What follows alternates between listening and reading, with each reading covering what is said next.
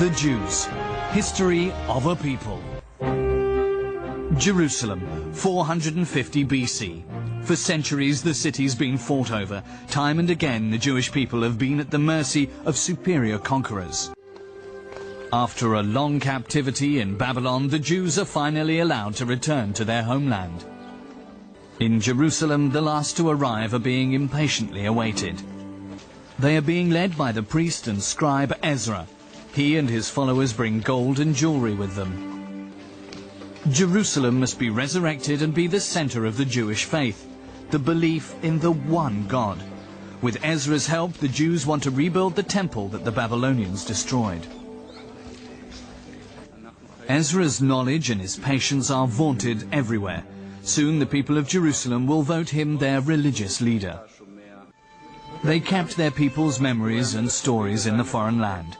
The creation of the world, the first people and the great flood. Stories of heroes and warriors full of wonder and mystery. Revelations and laws of their God. Now they're compiling all of these religious traditions for the rest of time.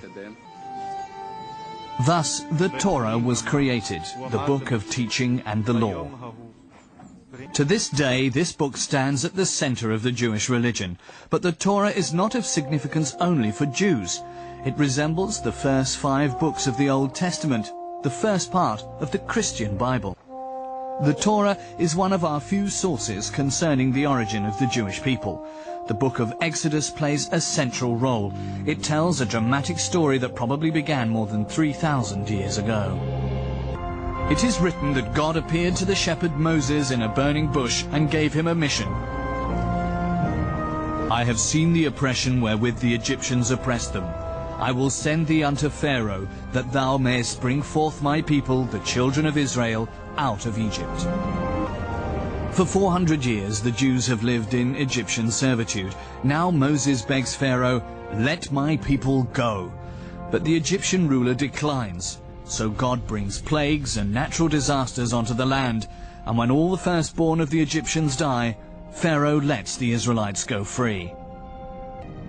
But he sends his soldiers in pursuit. The book of Exodus tells the fate of the Israelites. With God's help, they manage to escape through the sea. The Egyptians drown in the floods. Moses is leading the Israelites through the desert. What keeps them going is their hope for God's promised land.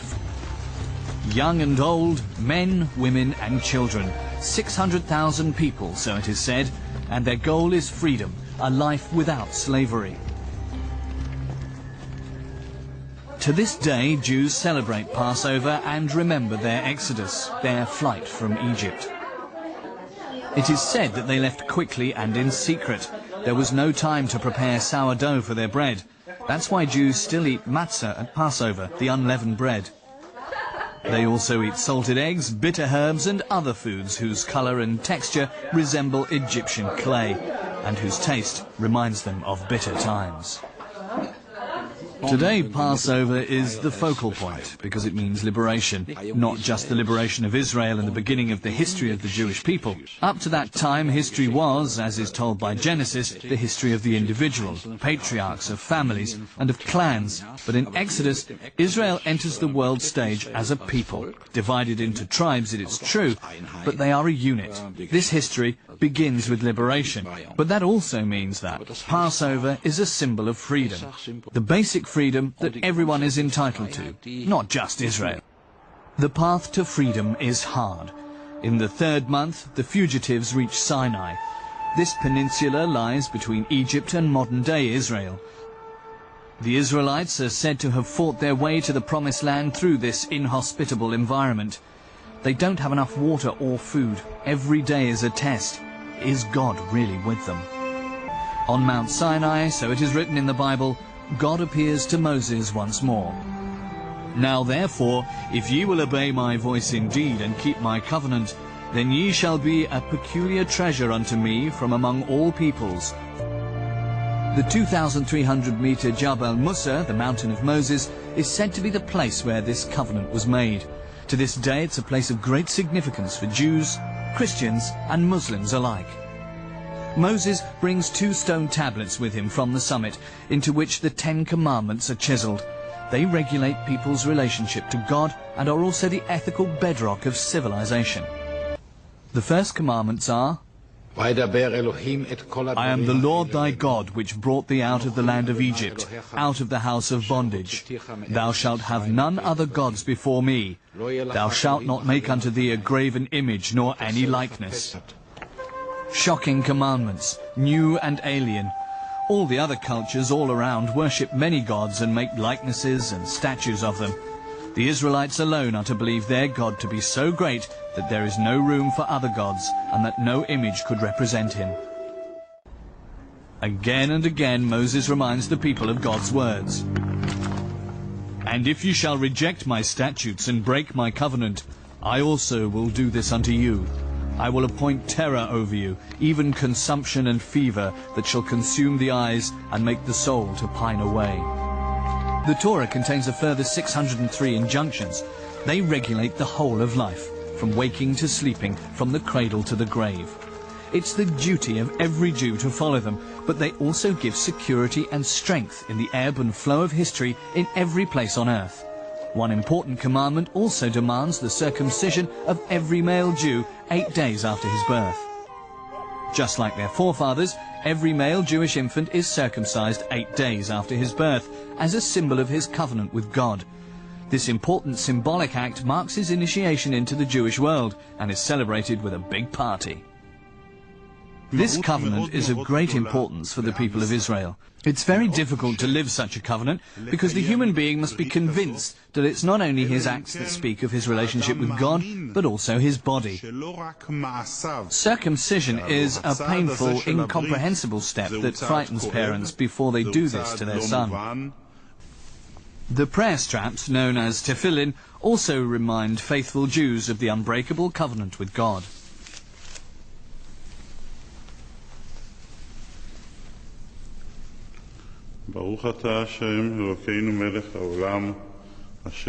Every little box contains 4 Torah texts written on parchment. And it shall be for a sign unto thee upon thine hand, and for a memorial between thine eyes, that the law of the Lord may be in thy mouth. For with a strong hand hath the Lord brought thee out of Egypt. It is written that the Israelites wandered through the desert for 40 years. Then they reached Mount Nebo in modern-day Jordan. It was here that Moses set eyes on the promised land, and once again he heard God's voice. This is the land which I swear unto Abraham, unto Isaac, and unto Jacob, saying, I will give it unto thy seed. I have caused thee to see it with thine eyes, but thou shalt not go over thither. Moses was never to reach the destination of their long journey. He died and was buried at an unknown location. Eretz Israel, the land of Israel. To this day it remains the land of longing for many Jews. According to biblical dating, the Israelites entered Canaan around 1300 BC. There they met other peoples with whom they will be at war time and again over the coming centuries. On their way to the Promised Land, the Israelites carry the Ark of the Covenant with them. They keep the stone tablets with the 10 commandments that sealed their contract with God in this golden chest. The portable shrine is the visible sign for them and their enemies. God is always with us. After conquering the land, the Israelites are said to have congregated in Shiloh for the time being, which is between Jerusalem and modern-day Nablus. For the first time they have a fixed center for their shrine. The time of wandering seems over. The nomads become settled. But was their exodus really as the Bible tells it? Many scholars today doubt this account. The conquest of Canaan by the Israelites is also contested. Indefatigable archaeologists are looking for definitive traces. Israel Finkelstein from the University of Tel Aviv questions many biblical events. Archaeology has shown in the last century or so that many of the sites which are mentioned in the text in relation to the conquest story simply did not exist, were not inhabited at that time. And secondly, we know today that the fall of the Canaanite system, Egypto-Canaanite system, was a long process. We are not dealing with a military conquest of Canaan by a group of people who march under one leadership and take, one city after the other. The Torah isn't a historical treatise. It's a book of faith in which the birth of a people is recorded. The shrine has its place in Shiloh, but at the moment it's still a tabernacle, a tent, a portable temple as a symbol of the unconsolidated condition of the young state. Many hundreds of years later, Ezra the priest and other scholars write down the history of their ancestors. This is how the Israelites are said to have settled in different places after their exodus. Only weakly allied with each other, they were, however, surrounded by powerful enemies. The Israelites were dissatisfied, so it is written. Their tribal leaders, the judges, were no longer adequate. The demands of the people grew louder and louder. That we also may be like all the nations, and that our king may judge us, and go out before us and fight our battles. It is intended that the old judge, Samuel, who was living in Shiloh, should anoint this king. The wise Samuel accepts the task, even though he warns of the dangers of an abuse of power. But his objections fall on deaf ears, and so Saul becomes the first king of Israel, and the loose association of tribes becomes a state.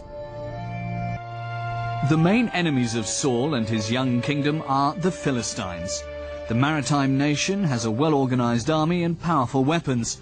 They steal the Ark of the Covenant more than once. In their fight against the Philistines, it is one Israelite in particular who attracts attention, the shepherd boy David. With a simple slingshot, he subdued the huge Philistine Goliath. King Saul is jealous of young David. He fears him as a rival and exiles him. In exile, David makes a name for himself as a relentless warrior. David and his soldiers are in a war camp when a messenger arrives at the tent. He has tragic news, the messenger says. He only just managed to escape the enemy. He says he has Saul's headdress and his armband. Saul fell in the battle against the Philistines. David appears shaken. The king is dead? According to tradition, he tore his shirt.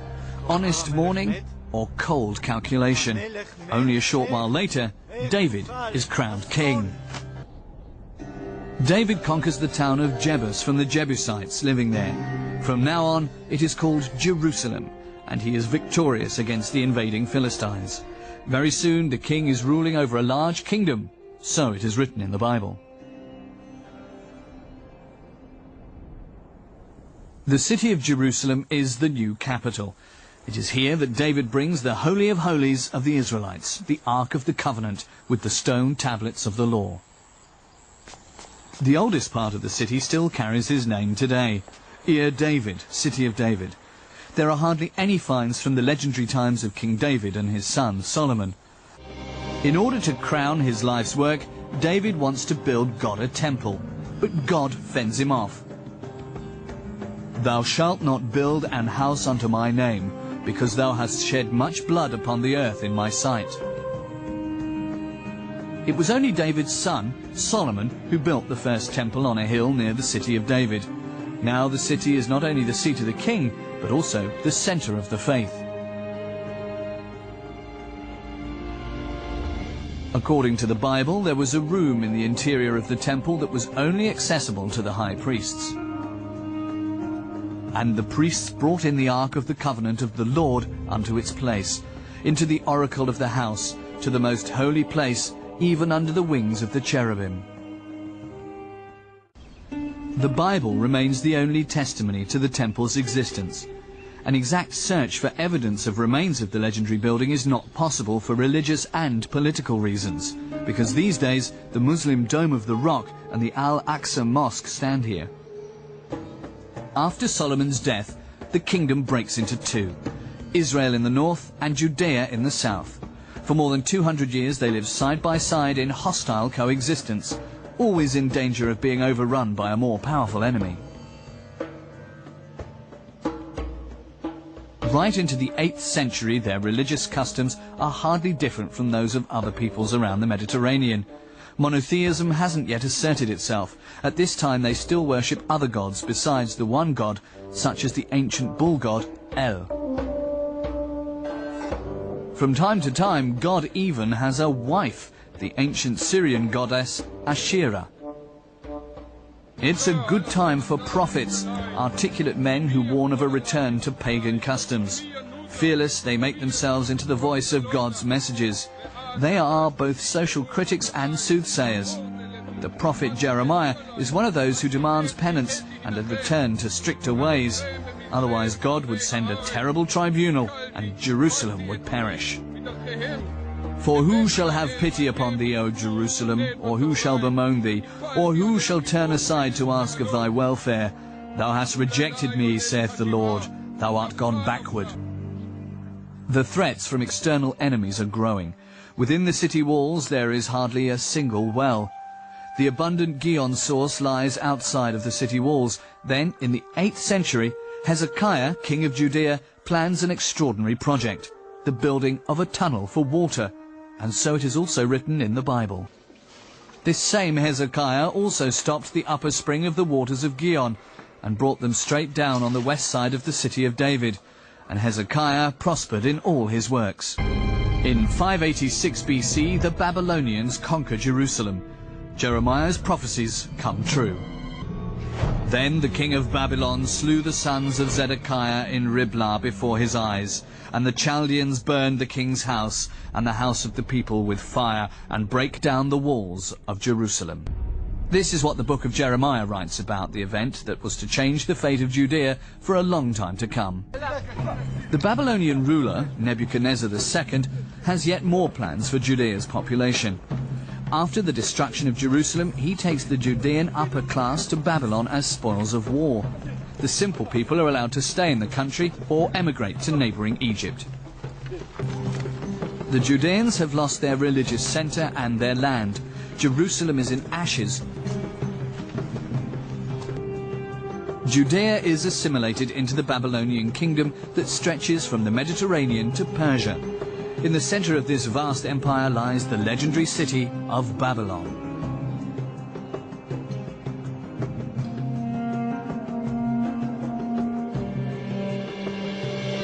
It is the time of Nebuchadnezzar II. Babylon is a city of superlatives. Witnesses are awestruck by its magnificence. The houses are built of solid brick walls. The Tower of Babel is legendary, and the Hanging Gardens are among the 7 wonders of the ancient world. In around 500 BC, the Greek historian Herodotus wrote, "Babylon wasn't just a fairly large city, but it was also the most beautiful city of all the ones we know of." At the beginning of the 20th century, the German archaeologist Robert Koldewey excavated a city that had long been forgotten. Most Judeans are living a good life in their Babylonian exile. Women and children can move about freely, and many men are working as officials at the court. The generations that grow up here only know their home from the stories of the elders. Their memories sound like a promise. By the waters of Babylon, we sat down and wept when we remembered thee, O Sion. They called Jerusalem Zion, the city chosen by God and his people. For them, it was the embodiment of the promised land. Their hope to one day return and their faith in their God united them in these foreign lands. In 539 BC, the Persian king Cyrus conquers Babylon and allows the Judeans to return home. Some decide to stay and found the Babylonian community that was to remain in existence for more than 2,000 years. Cyrus thus ensured himself an important place in Jewish history. For many scholars, the history of the Jews begins with the return from exile. This is the first time they speak of Jews. They are faced by a great challenge. Ezra and other scholars compile the Torah from writings and other traditions. It reinforces the confidence of a small country that could always fall victim to its superior neighbors again. The goals of the people in Jerusalem in late monarchic times, before the destruction, and the goals of the temple community without a king then, after they came back from Babylonia, are the same goals. And both are dealing with giving an identity and with building the boundaries for the nation. And both do that with mainly two platforms. There's the platform of the law, which is extremely important, the book of Deuteronomy and so on. And then there's the second platform, the platform of history, which explains how it all began, what happened, what went wrong, how it can be fixed, and what to do in order to have a better future. And the history part is also extremely important for giving the framework, the boundaries, the ethnic boundaries, the identity. The shrine of the book is in the Israel Museum.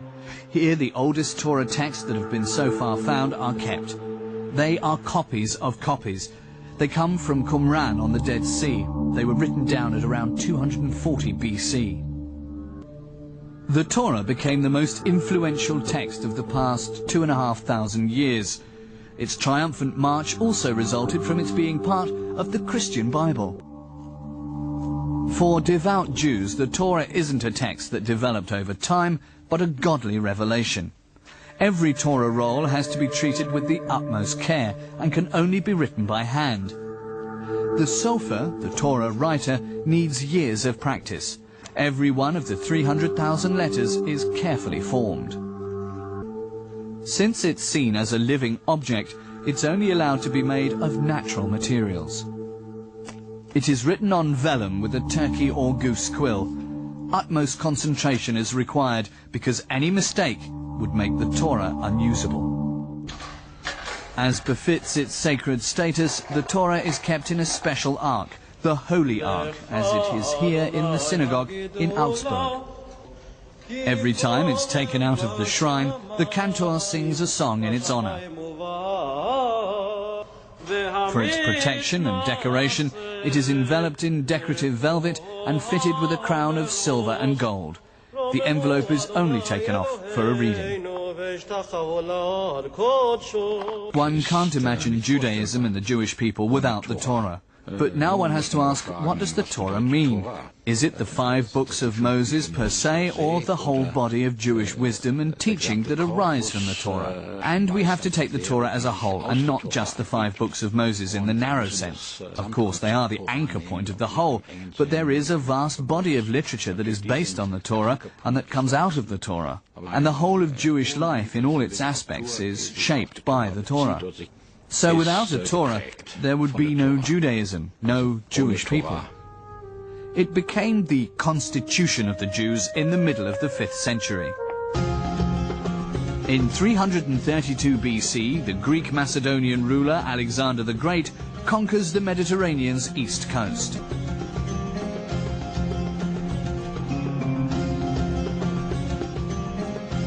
Soon, Judea also belongs to his vast realm. Even though Alexander's empire fell apart shortly after his death, Hellenic civilization influenced the entire region for centuries to come. Numerous cities were constructed on the Greek model. One of the most important is Marissa. These days, there is little evidence of the city's former size in Israel's barren landscape. The whole mountain is covered in a network of caves and cisterns made by the one-time inhabitants of Marissa. One of the biggest is the Columbarium cave. Pigeons were bred in 2,000 niches as homing pigeons, sacrificial animals, or simply as food. The necropolis, which is Greek for city of the dead, that is, a cemetery. It has only recently been restored. Greek culture, their sense of beauty and their worldly joie de vivre pervade the everyday lives of the Jewish inhabitants. The rich upper class is particularly fascinated. The stately tombstones, such as those here in the Kidron Valley in Jerusalem, have Greek models. The superficiality of the foreigners and their influence alarms the devout Jews. In the first book of the Maccabees it is written that, whereupon they built a place of exercise at Jerusalem according to the customs of the heathen, and made themselves uncircumcised, and forsook the holy covenant, and joined themselves to the heathen.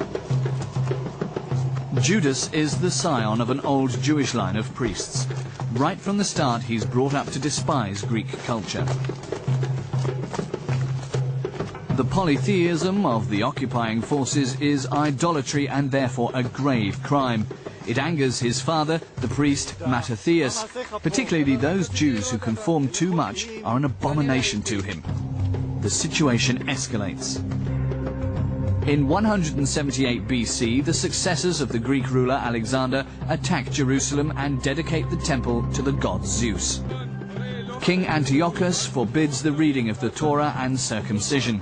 He sends soldiers to force the population to worship Greek gods. They come to Modi'in, the home village of Judas and his family. The priest Mattathias adjures the inhabitants. God forbid that we should forsake the law and the ordinances. In a rage, Mattathias kills the commander-in-chief. The family flees into the mountains. Soon more and more followers come to join them. For many decades the rebels fight the occupation. After his father's death, Judas takes over the leadership. He gets the epithet Maccabi, the hammer. His biggest triumph? Judas Maccabeus reconquers the Temple Mount in Jerusalem and drives off the Hellenized Jews. He destroys the statue of Zeus and dedicates the temple to the God of the Jews again, on the 25th of Kislev, the third month of the Jewish calendar. According to legend, only a small bottle of ritual oil was left. It is said to have fed the flame of the menorah, the seven-branched candelabrum, for 8 days. The fundamental message of the Hanukkah miracle is addition. Just as we add a candle every day until we have 8, so too every Jew and every human being should become better every day and should never be satisfied with what they have already accomplished. Since 1995, the Jewish community in Frankfurt has been openly celebrating Hanukkah again. In the second book of the Maccabees it is written that they ordained also by a common statute and decree that every year those days should be kept of the whole nation of the Jews. The celebration of the dedication of the temple marks the glorious climax of the revolt. The story of the heroic resistance of the Maccabees is told to this day. When Judas died, his brothers continued the fight. His descendants continued to rule the independent state for another 200 years. In 66 BC, the Roman general Gnaeus Pompeius Magnus conquers Asia Minor.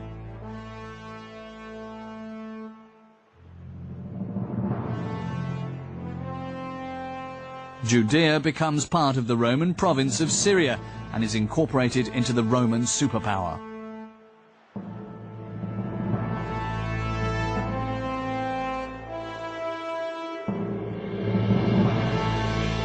From now on, the city on the Tiber will determine the fate of the Jewish people.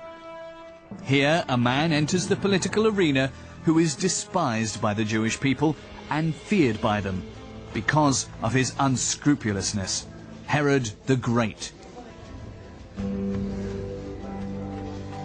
The Roman Senate declares Herod king of Judea. Rome will protect him as long as he represents Rome's interests. He survives several changes of power at the head of the Roman state through charm and diplomacy. When he ascends his Judean throne, the real power behind him is actually Rome.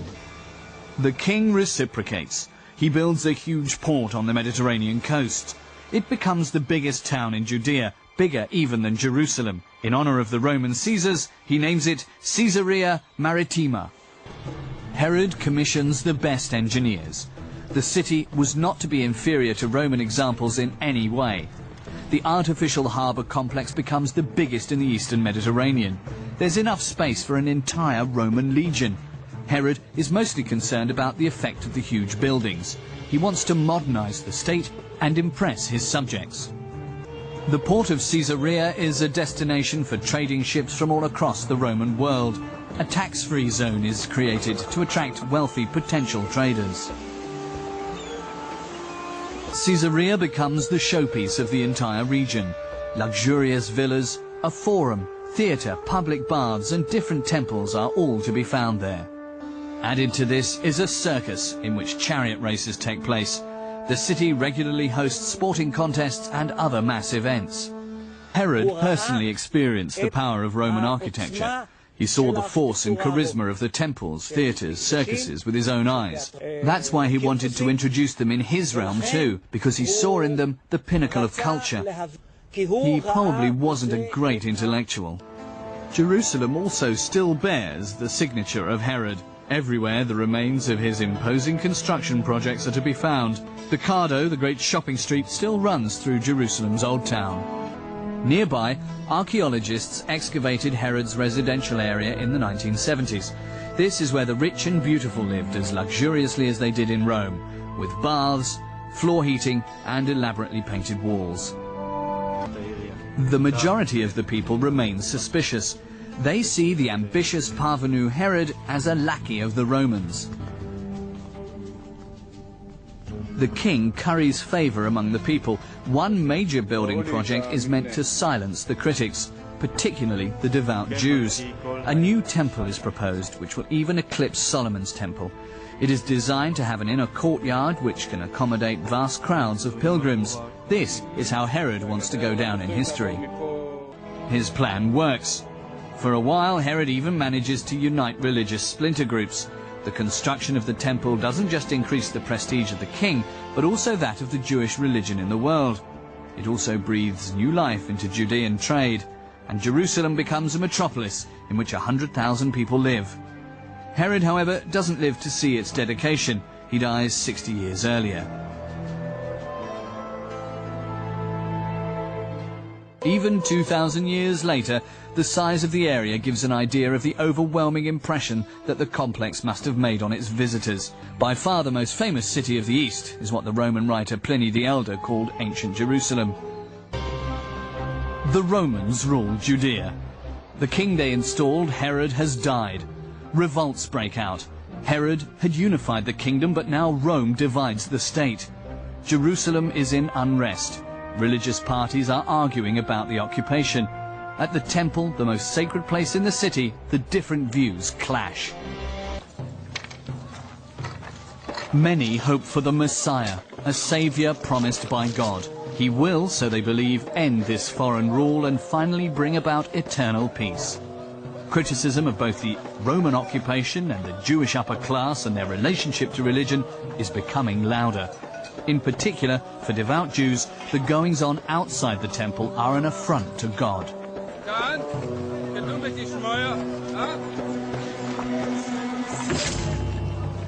In the eyes of his followers, the preacher Jesus is the Messiah. For the Romans, he is a rabble-rouser. They crucify him. Nobody suspects that his death is the birth of a new world religion, closely linked with the fate of the Jewish people. Unfortunately, Jesus is representative of the whole history of Christian anti-Judaism, because it was assumed that he was the Son of God, and the notion of his being the Messiah plays a central role in Christianity. Coupled with the rejection of Jesus by Judaism that says Jesus is not the Messiah, that naturally leads to this long history of Christian anti-Judaism that persists to this day. Crucifixion is a common form of punishment that the Romans use against tiresome rabble-rousers. But the early Christians don't blame the Romans for the death of Jesus, they blame the Jewish people.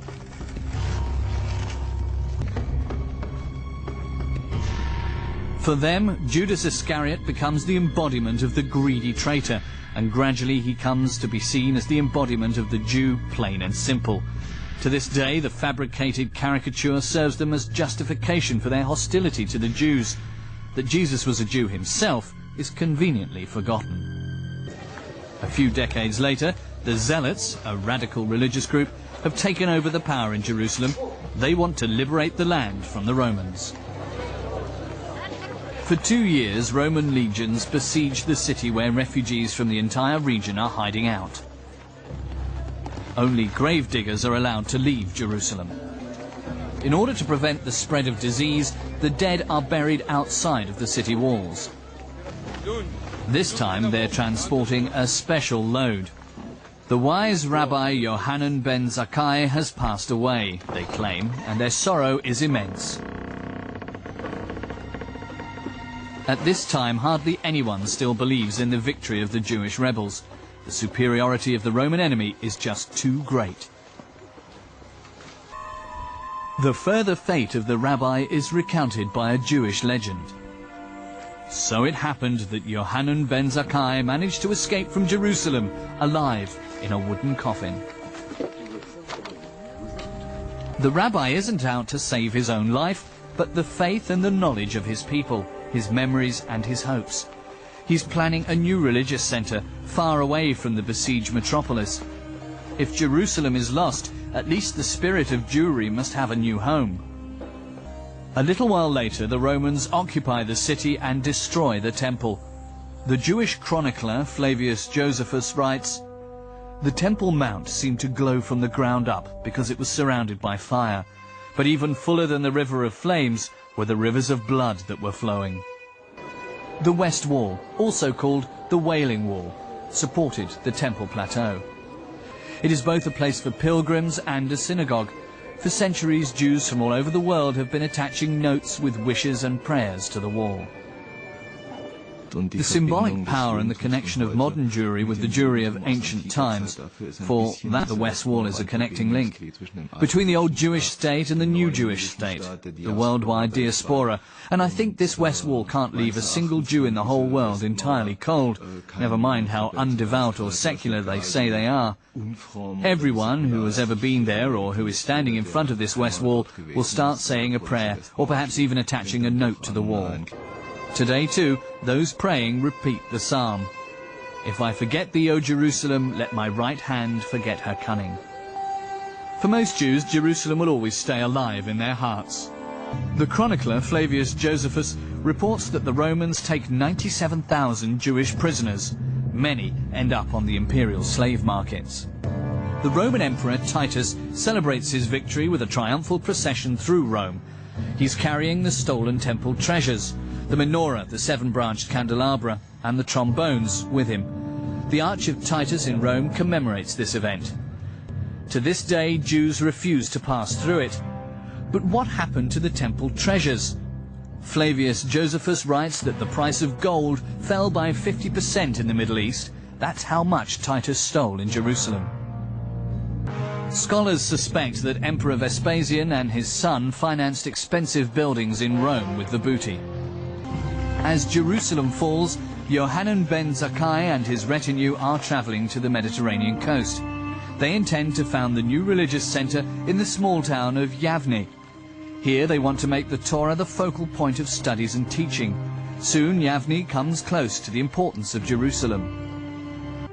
There are only speculations about the exact location of the religious academy. Since 2005, a team from Bar Ilan University has been systematically looking for remains. Amongst them is Avi Solomon, and he has a big dream. It's the dream of an archaeologist and a devout Jew.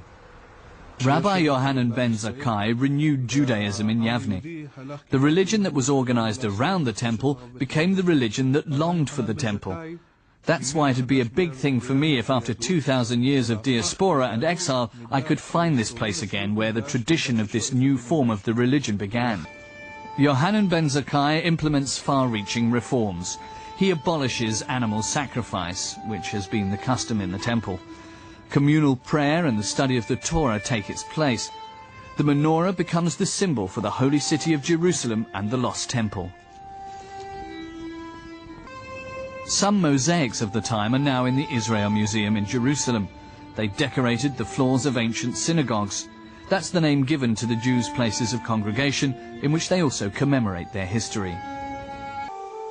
In Gamla, in the Golan Heights, archaeologists found one of Israel's earliest synagogues. After the fall of Jerusalem, many Jews fled to this inhospitable area.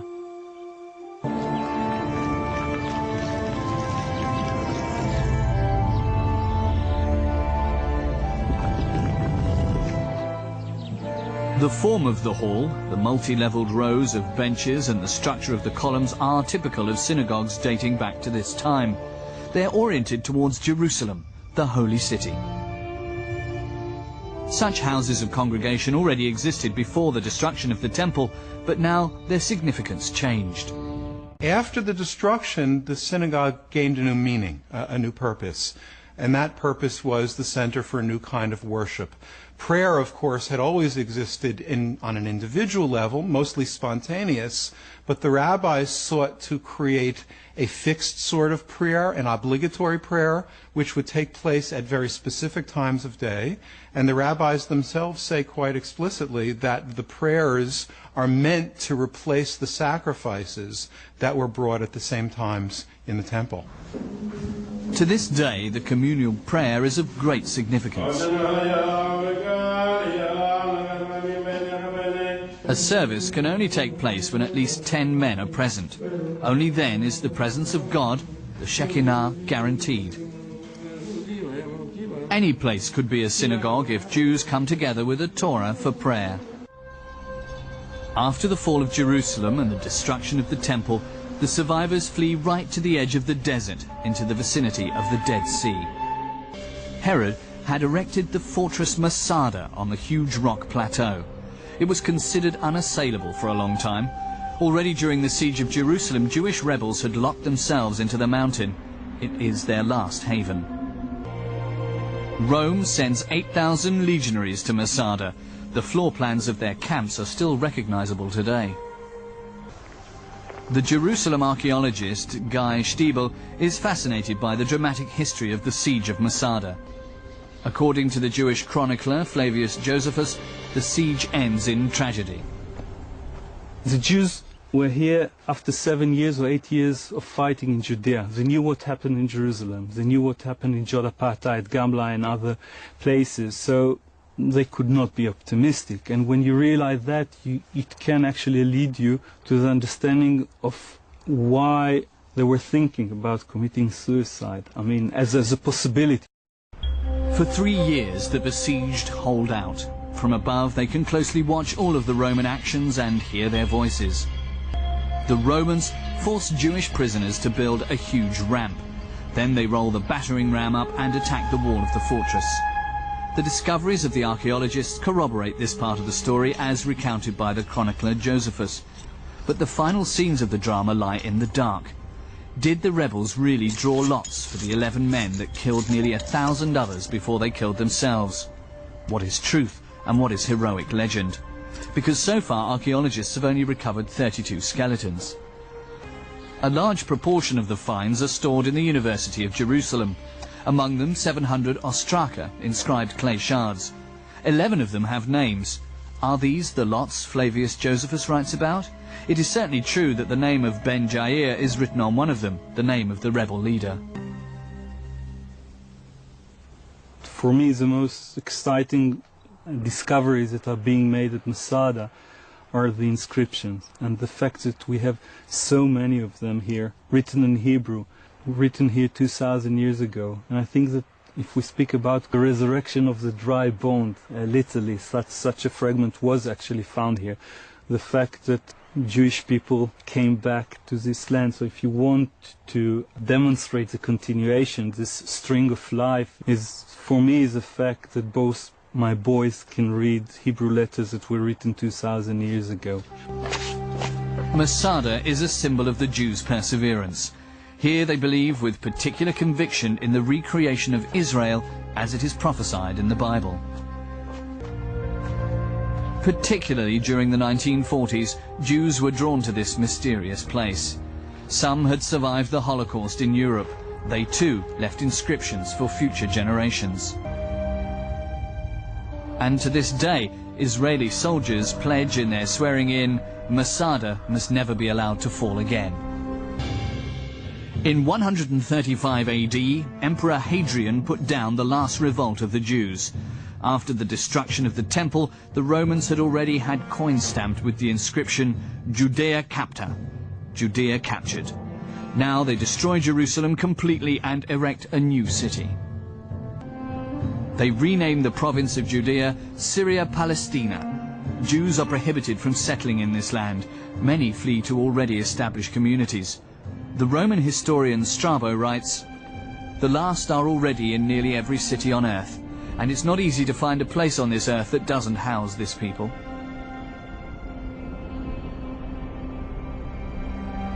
Some stay in northern Palestine, close to their holy city. Bet Shirim in Galilee becomes the spiritual magnet in this region. It is possibly the site of the once famous yeshiva, the academy of Rabbi Judah Hanassi. Many scholars and students come to study the Torah. Judah Hanassi also taught oral traditions. They have been handed down for generations. At the beginning of the 3rd century, Abba ben Avihu arrives in Bet Shirim. He comes from an important family in Babylon. His ancestry goes back to King David. Judah Hanassi becomes his teacher with a great goal. The time is coming when people will look for and not find guidance in the Torah, when they will look for and not find the teachings of the learned. Many answers to questions of everyday life are still only handed down orally. Together with his students, Judah Hanassi begins to write down the so-called oral Torah. What is created is the Mishnah, a compilation of all guidelines and teachings for a life in the spirit of the Torah. We discover that in many respects, both the law of the Mishnah and the form in which it records it is quite new. The Mishnah is far more new than it is old, far more innovative or even revolutionary, because it had to address a very, very revolutionary period, a period that was literally unprecedented. Therefore, it went forward in very bold ways, keeping what it could of the old, but forging ahead with the new in a very aggressive fashion. The Mishnah helps devout Jews to live the laws of the Torah in everyday life. So too with the dietary laws known as kashrut, that prescribe what can be eaten and what cannot. The Jews differentiate between kosher, pure, and trefa, impure. This holds for all food and its preparation. One of the many laws of the Torah is, "Thou shalt not seethe a kid in his mother's milk." For the family from Jerusalem, that means that they mustn't cook and eat milk and meat together. At their table, there is no meal that combines these two. For the kitchen, this means separate fridges, sinks, tablecloths, pots and cutlery. In the Jewish kindergarten Gan Israel in Berlin, 2 kitchen areas are completely separated because of this. On the left, they prepare milky things, and on the right, meaty things. Amongst animals, they also distinguish between pure and impure. Kosher are fish with scales, most poultry, and cloven-hoofed animals that chew the cud. You will find many, many Jews who don't care very much about kashrut at all, who will refuse to eat pork or other pig products, because this became a very powerful symbol of what Jews shouldn't eat.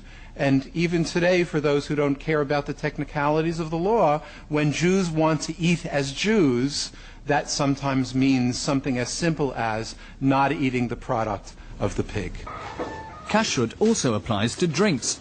Wine grower Christopher Koenig from Alsace produces kosher wine. He's regularly visited by Gabi Jalosinski, a rabbi from Strasbourg who checks every production step. He alone is allowed to break the seal of the barrels, because wine is only kosher when no non-Jew has come into contact with it.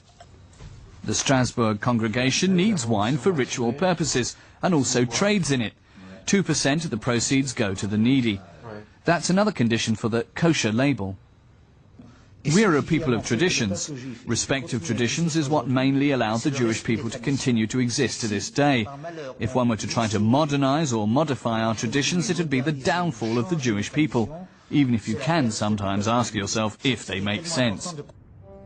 After the loss of Jerusalem and the Temple, the Torah and the Mishnah become important sources of identity.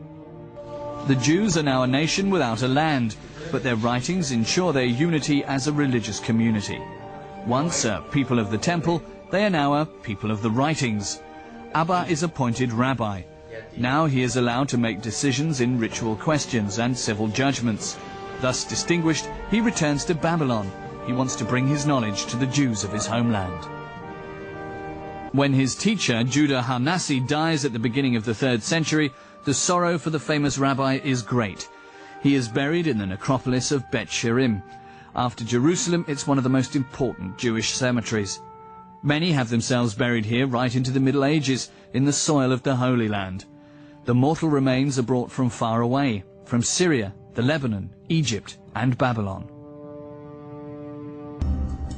Abba returns to his Babylonian home. Many Jewish communities have been in existence here for 700 years. Abba's destinations are the great centres of Jewish teaching on the Euphrates: Pumbeditha, Nahadia and Sura. In Sura, the Jewish scholar founds an academy that's soon known as the Little Shrine. Abba makes the laws and rules from Eretz Israel, the land of Israel, known in Babylon. He's now called Rav, teacher of the entire Diaspora. His authority is generally accepted.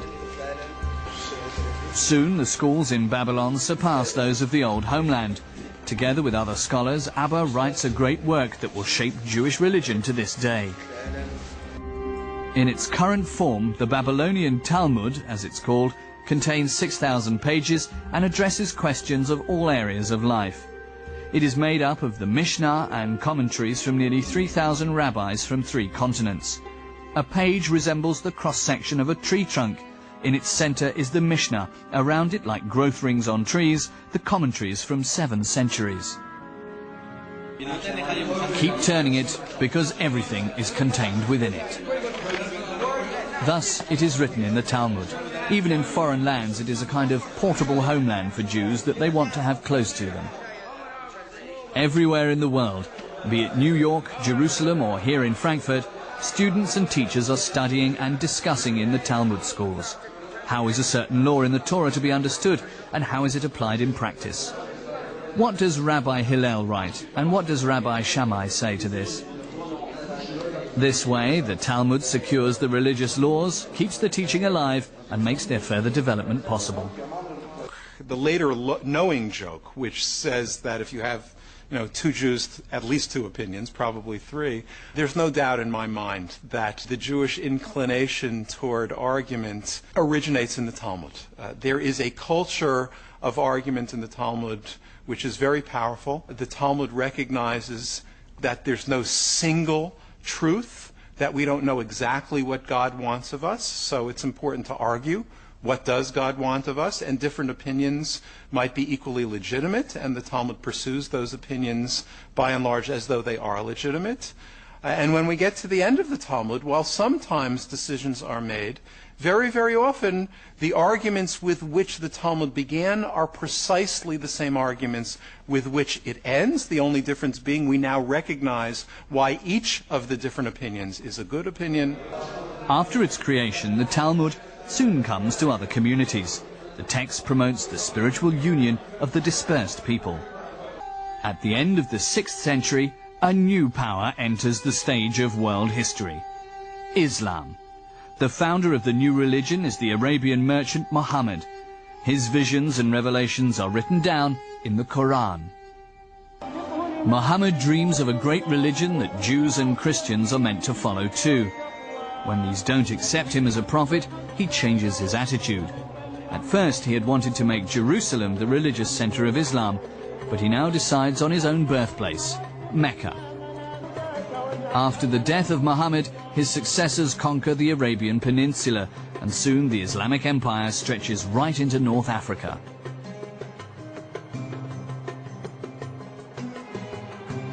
In 638 AD, Allah's warriors also conquer Jerusalem and renew the prohibition against Jews living in the city. As a symbol of their rule, the Muslims erect the Mosque of Omar on the Temple Mount. Here Muhammad is said to have risen to heaven with his horse. After Mecca and Medina, Jerusalem also becomes a holy place of Islam. The Arabic Empire, or Islamic Empire, was prosperous and powerful. We often don't realize that between the 8th and the 12th or 13th century, it was the focal point of culture and wealth for the entire Western world. The Jews were part of that, so they quite naturally prospered along with it, and they achieved the kind of cultural level that went along with being part of a very culturally sophisticated environment. For the first time since the fall of the Temple, most Jews are once again living in a single cultural, political and economic unit. They are allowed to move around freely in the country and practice their religion as long as they abide by the law. Because for the Muslim ruler they are a people of the book and thus dhimmis, protected persons, as it is written in the Quran. Those who injure a dhimmi injure me, and those who injure me have injured Allah. But they don't have the same rights. Jews are not allowed to ride horses or camels, and they're not allowed to bear arms. Whenever they meet a Muslim, they have to greet him reverently. Islam's economic and intellectual metropolis is Baghdad. The city becomes an important cultural and religious centre for Jews too. Even in 1948, a quarter of Baghdad's population is still Jewish. 3 years later, hundreds of thousands of Jews are expelled from Iraq into the newly founded state of Israel. Right into modern times, the Jews were influential citizens with a largely autonomous administration. At the same time, Baghdad is an important religious reference point for Jews in the entire Muslim region. The advice of the Gaon, the leader of the Jewish community, carries weight.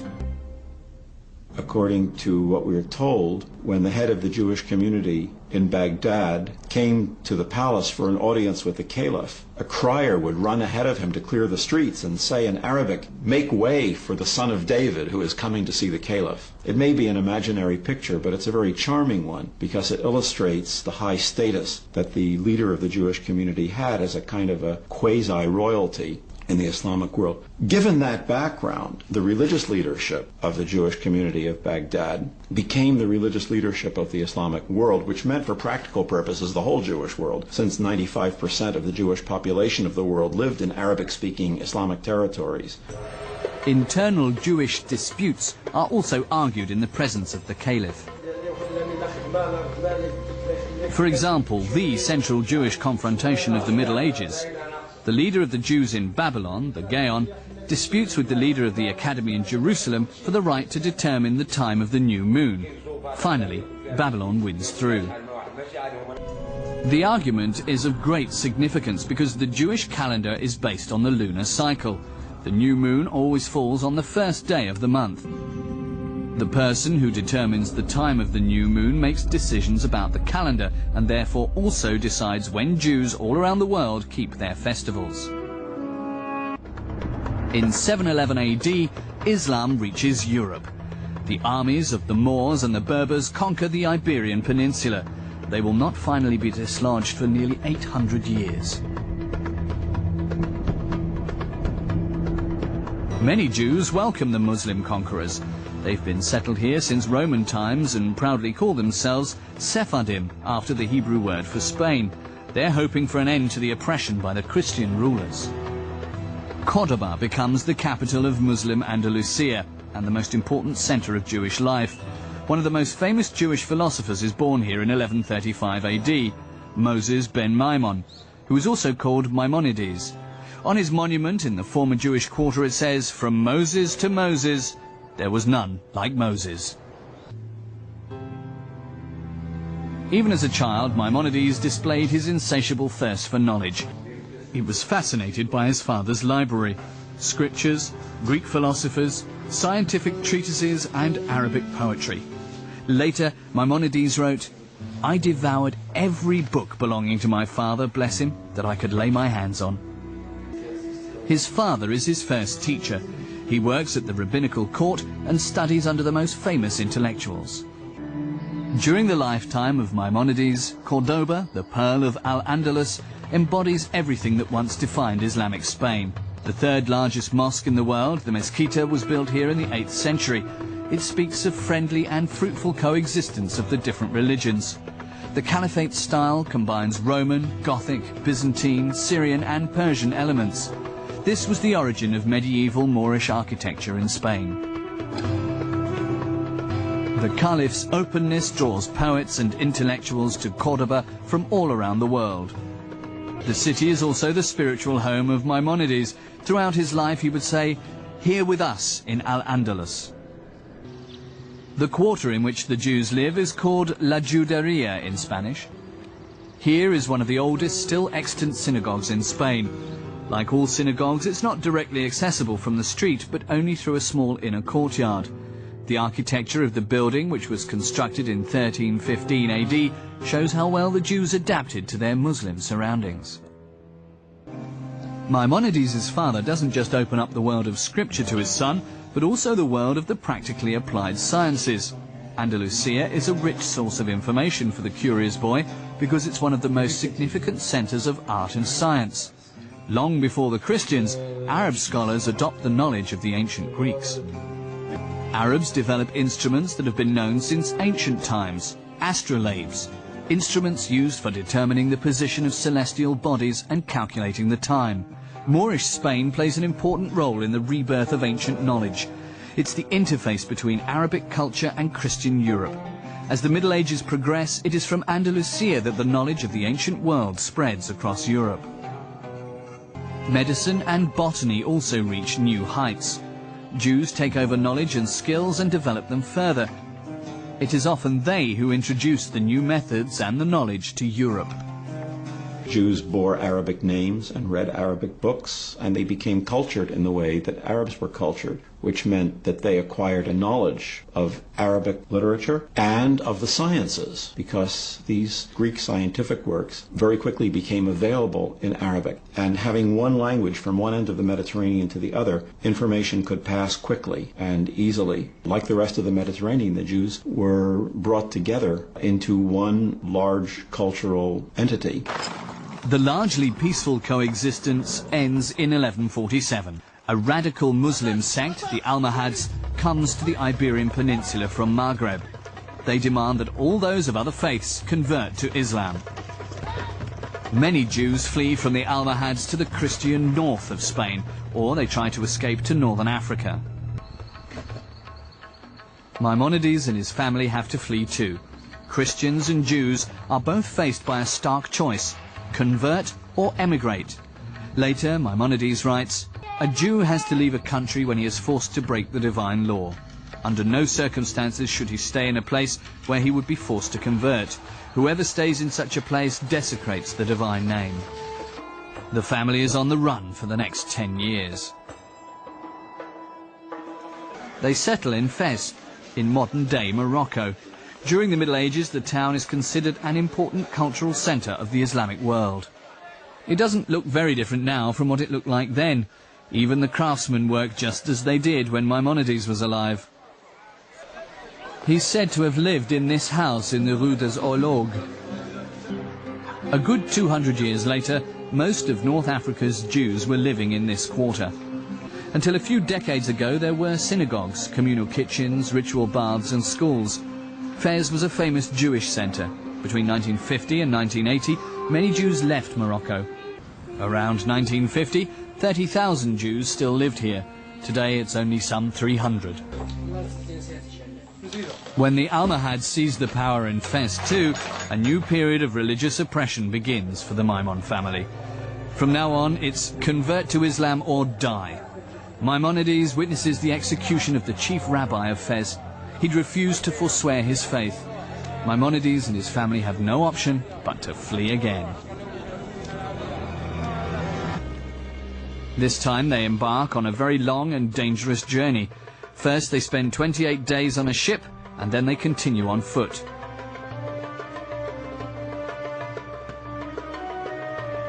They settle in Al-Fustat in Egypt. At the time it was a suburb of Cairo, the capital of the Muslim rulers in Egypt. By 1100 AD, 7,000 Jews from all around the world have settled here. There are 3 Jewish congregations in Fustat. Each has its own synagogue. Maimonides is said to have prayed in the Ben Ezra synagogue. According to legend, this is where Moses had drifted ashore in a basket as a baby. The Jews bought the land and built a synagogue on this biblical site. To earn his living, Maimonides works as a doctor. He wants to comprehend God as much as is humanly possible. Alongside the other sciences, medicine is one of the most exquisite God-serving occupations. A widespread view amongst Jewish intellectuals, many of whom also work as doctors. Besides working as a doctor, he composed the Mishneh Torah and the Guide for the Confused, a manual for Jews all around the world. It was his goal that every Jew should understand the fundamentals of the oral teachings and be able to live according to the traditions. Maimonides died on the 13th of December 1204 at the age of 69. In Jewish communities all around the world, they mourn his death. Even today, he's considered one of the greatest Jewish intellectuals and the most outstanding representative of the Sephardim, the Spanish Jews. For the Jews in Maimonides' home country, Spain, though, a new era has already begun. Christian rulers reconquer the Muslim cities. The Sephardic Jews are faced by a new challenge in their confrontation with Christianity. Charlemagne's interest wasn't just economic. For him, Jews were living proof of the truth of the Christian gospel, and he saw himself as a descendant of the biblical kings, David and Solomon. Soon, important Jewish communities established themselves in Mainz, Speyer and Worms. They maintain close links amongst each other and call themselves Shum, after the 3 first letters of the place names in Hebrew. Since Shum is also the Hebrew word for garlic, the plant becomes a symbol of this alliance. It didn't take long for the fame of these 3 cities to reach across the borders of the empire. In the mid-10th century, some of the Kalonymos family settle in Mainz. The city belongs to Ashkenaz. That's what the Jews call the settlement area along the River Rhine. Later, this term will be applied to all of Germany, France, and also Eastern Europe. Religious education is considered a high social ideal amongst the Jews. Rabbis and scholars increased the fame and standing of a family. This was also Kalonymos ben Mushalem's path. His parents decided to pay to send their eldest son to the yeshiva, the Jewish academy. The plan is that he become a rabbi and give his full attention to his studies and the scriptures. In return, his parents are willing to support him for the rest of his life. Young Kalonymos has great role models. One of them is Shlomo ben Itzhak, called Rashi. This rabbi and scholar came to Worms from Troyes in France to study in 1055. Rashi's commentaries on the Torah and the Talmud are still taught today. The yeshiva and synagogue were destroyed by the Nazis, but they have been restored, and now they recall the heyday of Jewish spiritual life in the Middle Ages. Emperor Henry IV's customs exemption privilege of 1074 is in the Worms city archive. It documents the special standing of the Jewish citizens. It guaranteed them economic freedoms and rights for long-distance trade, and is the first deed ever to have been issued to Jewish citizens of a town by a German king.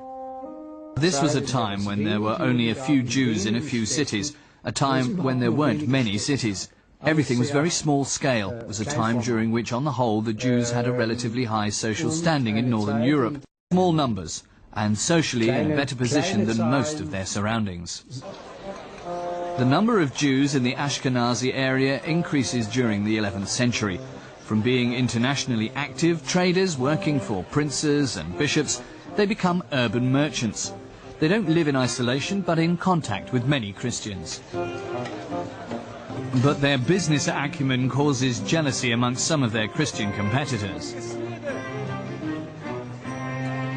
Kalonymos ben Mushalem is a rabbi in Mainz.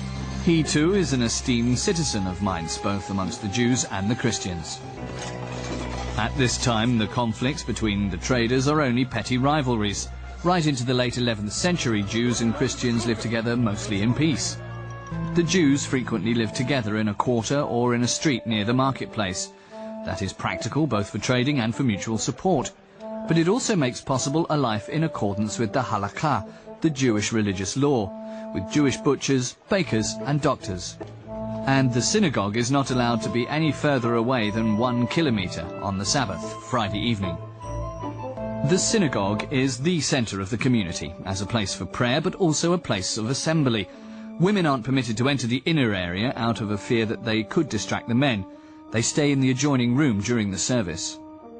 The mikvah is also close by. The ritual bath in Speyer is one of the best preserved from the Middle Ages in Europe.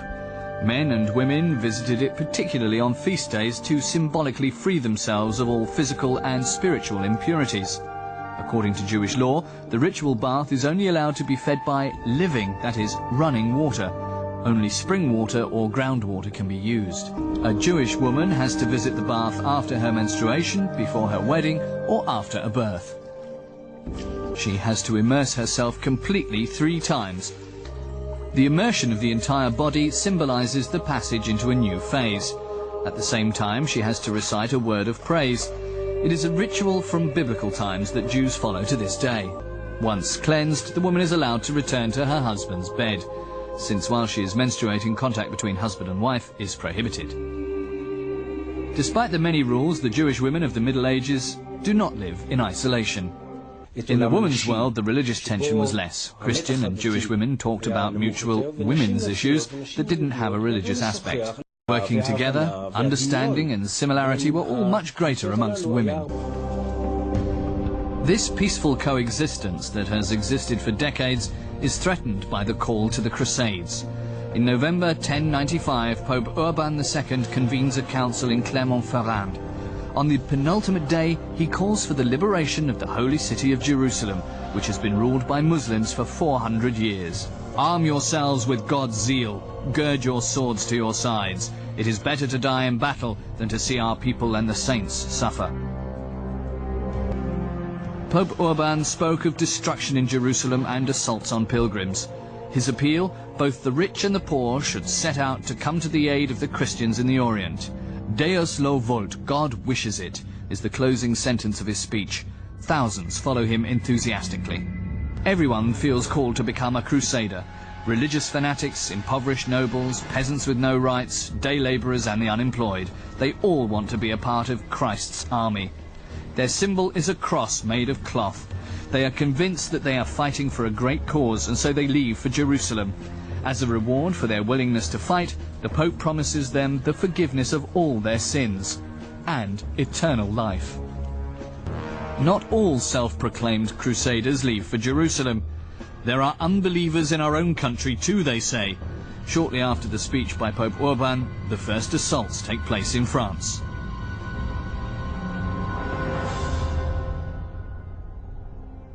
The call for help from French fellow believers reaches Rabbi Kalonimos ben Mushalem in Mainz.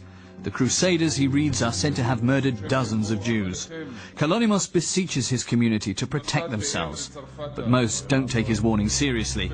Their message to France: we will fast and help you in every way, but we have nothing to fear. They are convinced that the Bishop of Mainz wants to protect them, but Kalonimos is doubtful. He hopes for God's support. His fears are justified. The Crusaders come from France to the Rhineland, and soon the armed mob is standing at the gates of the Shum cities.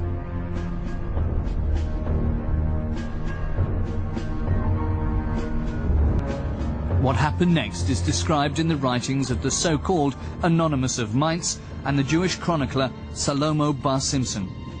Outside the gates of Mainz, the French Crusaders joined forces with Germans eager to fight. Itinerant preachers incite the angry crowd. They speak of Jewish god murderers and vow the forgiveness of all sins. Mainz is home to over 1,000 Jews. Kalonimos sends a messenger with gold to the Crusaders. They promise clemency, but for how long? They want to set an example against the infidel in their midst. Kalonimos at home with his family. They still hope against hope that the gold will change the mind of the mob. He writes a letter to the German Emperor, Henry IV, to appeal for help, but to no avail. Kalonimos and his family can only wait. Just hours later, the self-proclaimed Crusaders attack Mainz. Christian citizens had opened the city gates to them.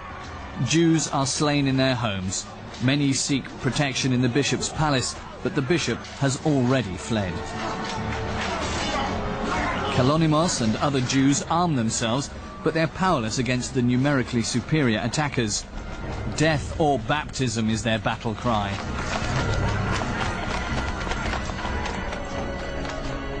Kalonimos returns home in the certainty that he won't be able to save his family. A contemporary witness wrote, "But when the Jews saw how the Christians turned against their children and showed no mercy to people of any age, they aimed their arms against themselves and against their own fellow believers, against their own women and children, mothers and sister, and began killing each other." The Jews call this suicide the Kiddush Hashem, the sanctification of God's name. It was the only way to preserve their faith. This heroic glorification of the Kiddush Hashem can be found in medieval paintings. The memory of the persecution of the First Crusade was traumatic. It shaped the collective mentality of the Ashkenazi Jews and continues to do so today in a number of different areas. The prayers that were written down, recorded and built into the liturgy in memory of those that were murdered, we recite them to this day. The image of a fanatical mob that attacked the helpless Jews was formed during those months between spring and autumn in 1096. The great Jewish congregations of the Shum cities had now been destroyed. More than 1,000 Jews died in Mainz. The Crusaders moved on with their rich bounty. It is said that some victims of the Crusades lie buried in the cemetery in Worms. It is one of the oldest remaining Jewish cemeteries in Germany. Only slowly did Jewish life recover in Germany. Together with the cities, the number of Jewish citizens also grew again in the 13th century. One of the biggest communities arose in Cologne. The Jewish quarter was close to the city hall. Remains of the neighborhood were excavated in 1953. They documented the affluence of the community. The Jews profited from Cologne being an important trading city that also regularly hosted trade fairs. Besides a synagogue, a mikvah, a bakery, a playhouse and homes, a Jewish hospice was also found. Christians and Jews were living beside each other in this quarter, and one can see during the course of the 12th century how the Jewish population increased more strongly compared to the Christian population. This is because Jews were buying or leasing houses from Christians or even from churches, and this is how a closed Jewish quarter established itself by the mid-13th century. But it's not a ghetto that was closed off to the outside, it was just a desire to live together, to settle together around the synagogue, but it was by no means forced. The historical archive in Cologne contains documents about the history of the quarter. The Jewish Shrine Register with a plan attached is a medieval land register. They state who lived where, who was related to whom, and which properties were split up or merged. In addition, there are purchase contracts and documents for neighbourly business transactions. Everyday business was resolved in them. For example, how high a wall between two properties was allowed to be. In the 12th century, 26 houses were in the ownership of Jewish citizens. They had rights and duties just like all the city's other inhabitants too. They were enlisted for defence purposes, for example, and they guarded a part of the city walls in times of crisis. They had night watch duties, just like all the other inhabitants of Cologne. They were protected by the council, but they didn't have access to other areas of public life. In this way, one can characterise their status as quasi-citizens, but not necessarily as citizens in the full sense. They aren't allowed to take public office. They can't become city councillors. Cologne Cathedral houses the Jewish privilege of 1266. In it, Archbishop Engelbert ensured them fair treatment.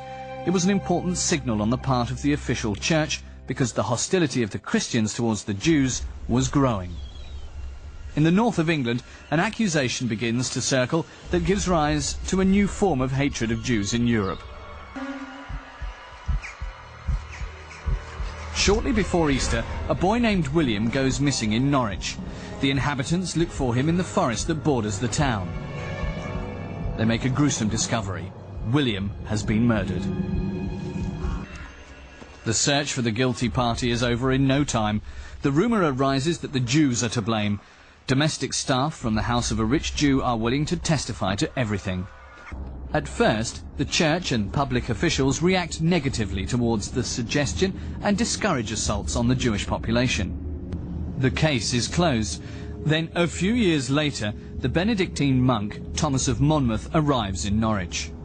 In a 7-volume work titled On the Life and Suffering of the Holy Martyr William of Norwich, he accuses the Jews of being responsible for his murder. They had killed William for ritual reasons in the Holy Week before Easter. The historian Robin Mundell has intensively studied Thomas of Monmouth and the case of William. Thomas of Monmouth was successful with his allegations, partly because I believe that there was a thirst for a saint. A cathedral without a shrine really needs some sort of focus, and pilgrimage was obviously a very big industry in medieval times. In the 12th, 13th centuries, pilgrimage brought in trade, people, and importance, and therefore Norwich didn't actually have a saint. And so the murdered boy becomes Saint William. Even if the church never canonized him officially, his grave in Norwich Cathedral was a place of pilgrimage for centuries. Soon, similar accusations follow everywhere in Europe. As soon as a child goes missing, the Jews are suspected. They are accused of using the children's blood for their unleavened bread at Passover.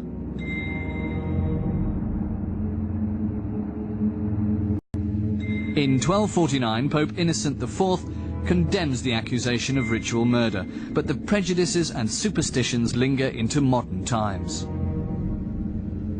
Time and again, wandering preachers incite the people. For them, Jews are heretics. They like to invoke the New Testament and report full of disgust that Judas betrayed Jesus for money. Fanatical preachers claim that the Jews repeat this murder of God at least once a year.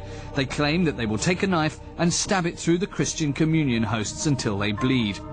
Popularly, this claim is taken as proof for the real transformation of bread into the body of Christ during the Christian Holy Communion, just as the Pope had proclaimed as church dogma in 1215.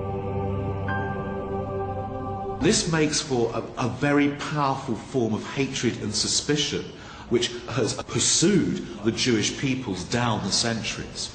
So we really have two threats. We have the ritual crucifixion, we have the blood libel, we then have also too the association of Jews with the devil and indeed with Antichrist, and a hugely built suspicion against the Jews, which in times of poverty, allied with money lending, can come together to bring pogroms, to bring massacres upon the Jewish people. During the 13th century, the portrayal of the Jews becomes more and more base. The so-called Jewish pig becomes a popular motif. It finds its way into churches as reliefs or wood carvings, as here in the choir stalls of Cologne Cathedral. Jews despise the pig as unclean. Christians consider it the carrier of devils and demons. The Jewish pig became the symbol of ostracism.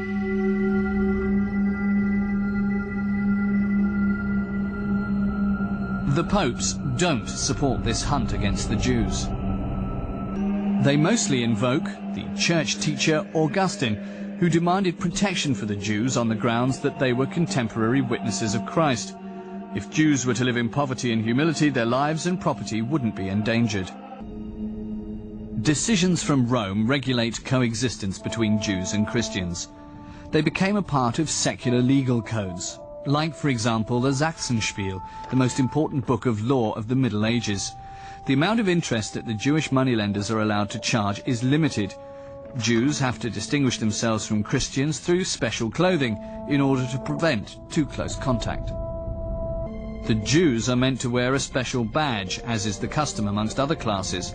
The yellow circle only becomes established in the late Middle Ages, partly because of the strong resistance by the Jews. Since the middle of the 13th century, the Church has aimed its attacks specifically at the religious writings of the Jews. In 1233, Pope Gregory IX condemns the Talmud as blasphemous.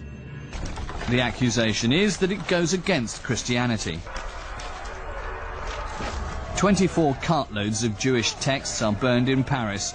Rabbi Meir ben Baruch composes an elegy at the time that is still part of Jewish mourning liturgy today. Ask about the welfare of the grieving, burned in the flames, desiring to live in the court of thy holy house, but are dragged through the dust of the earth, and are suffering, shaken by the burning of thy scrolls. Meir ben Baruch is from Rothenburg ob der Tauber, which is also home to an important Jewish community. The Jews are an important source of income for the town. The Rothenburg Jewish Book contains royal and episcopal records, naturalization documents, debt certificates from Christian citizens, but also tax records and receipts of the payments of the golden sacrificial penny. This is introduced by the Bavarian king Ludwig III in 1342. Every Jew over the age of 12 with a fortune of 20 guilders has to pay 1 guilder every year. In return, the city officials promise protection. A few years later, this promise is forgotten. The plague reaches Europe. A third of the population die at the hands of the Black Death. The plague doesn't distinguish whether rich or poor, man, woman or child, all die within a few hours. And the Jewish population isn't spared either. Nobody knew the causes at this time. For many, the plague is a punishment from God for all the earthly sins. Fear spreads through Europe. That the plague is spread by rats and fleas wasn't yet known. For the Jews, the rat is the symbol for death and disease because it fed on filth. An amulet of the time is a possible indication that Jewish doctors suspected rats to be the cause. It carries the Hebraic inscription, "To hell with you." A deadly rumour is going around. Jews and heretics are to blame for the plague. They're said to have poisoned the wells. For many, this is a welcome pretext to rid themselves of their debts with the Jewish moneylenders. The Château de Chalon on Lake Geneva in Switzerland becomes the torture chamber for countless Jews in September 1348. They are accused of having conspired to destroy the Christians with the help of the Black Death.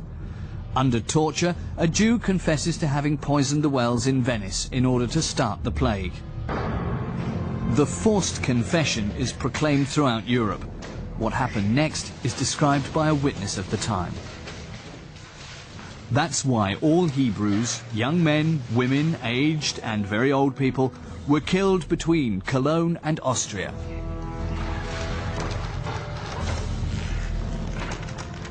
Pope Clement VI attempts to contain this mass mania of 1348. He points out that the supposed well poisoners are also falling victim to the plague. His words have no effect. Growing discontent, economic uncertainty and the fear of the plague all express themselves in the hatred of the Jews. Without a doubt, the Jews were the eternal foreigners in Europe. They were tolerated, accepted, but as foreigners. That was their role in relaxed times as well as in times of crisis. And in times of crisis, the foreigner becomes the scapegoat in order to explain the unexplainable. We've seen the same phenomenon in modern history. In April 1349, the pogrom wave reaches Erfurt. Even the best relations of the Jews with the Christian upper class are of no use anymore. The citizens of Erfurt have already begun to storm the houses of the Jews. They aren't just looking for their inhabitants, but also for property. A Jewish merchant hurriedly buries some treasure, possibly his own, but perhaps the collective property of the community. A good 650 years later, archaeologists were to find the treasure during excavations in the medieval Jewish quarter. It was to be a discovery of great significance. Hardly anything comparable has survived from that time in Germany. On the wedding ring it says, Mazel Tov, which is Hebrew for good luck. More than 3,000 coins helped with dating. It was the time of the plague. The Jewish businessman and his family leave Erfurt. Tens of thousands of Jews are driven out or murdered. An unknown canon of Constance Cathedral wrote, "I think that the people and the seed of Abraham will live on the other side of the sea rather than in this country, and that's why I'm closing the chapter on the Jews." For 400 Jewish communities in Central Europe, the plague persecution signifies the end. Only a few Jewish settlements remain in Central Europe. The glorious era in Ashkenaz is over. In the south, on the Iberian Peninsula, the situation also changes for the Jews during this time. Though once well respected by the Muslim rulers, now they are at best merely tolerated. Because the Reconquista, the reconquest by the Christians, is putting the Muslims under pressure. Jews find themselves the victims of assaults. When Ferdinand III, the King of Castile, arrives in Seville, the Jews gain hope. They welcome the Christian king as a liberator and promise themselves tolerance and peace through him. As a sign of welcome and trust, the Jewish community leader presents the king with symbolic keys.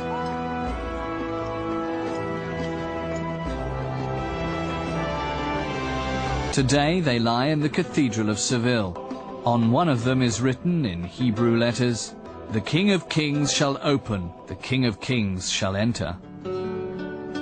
The inscriptions on the sarcophagus of Ferdinand III are in two languages, Hebrew and Arabic. Jews and Muslims showed the Christian monarch respect, a unique symbol of peaceful coexistence.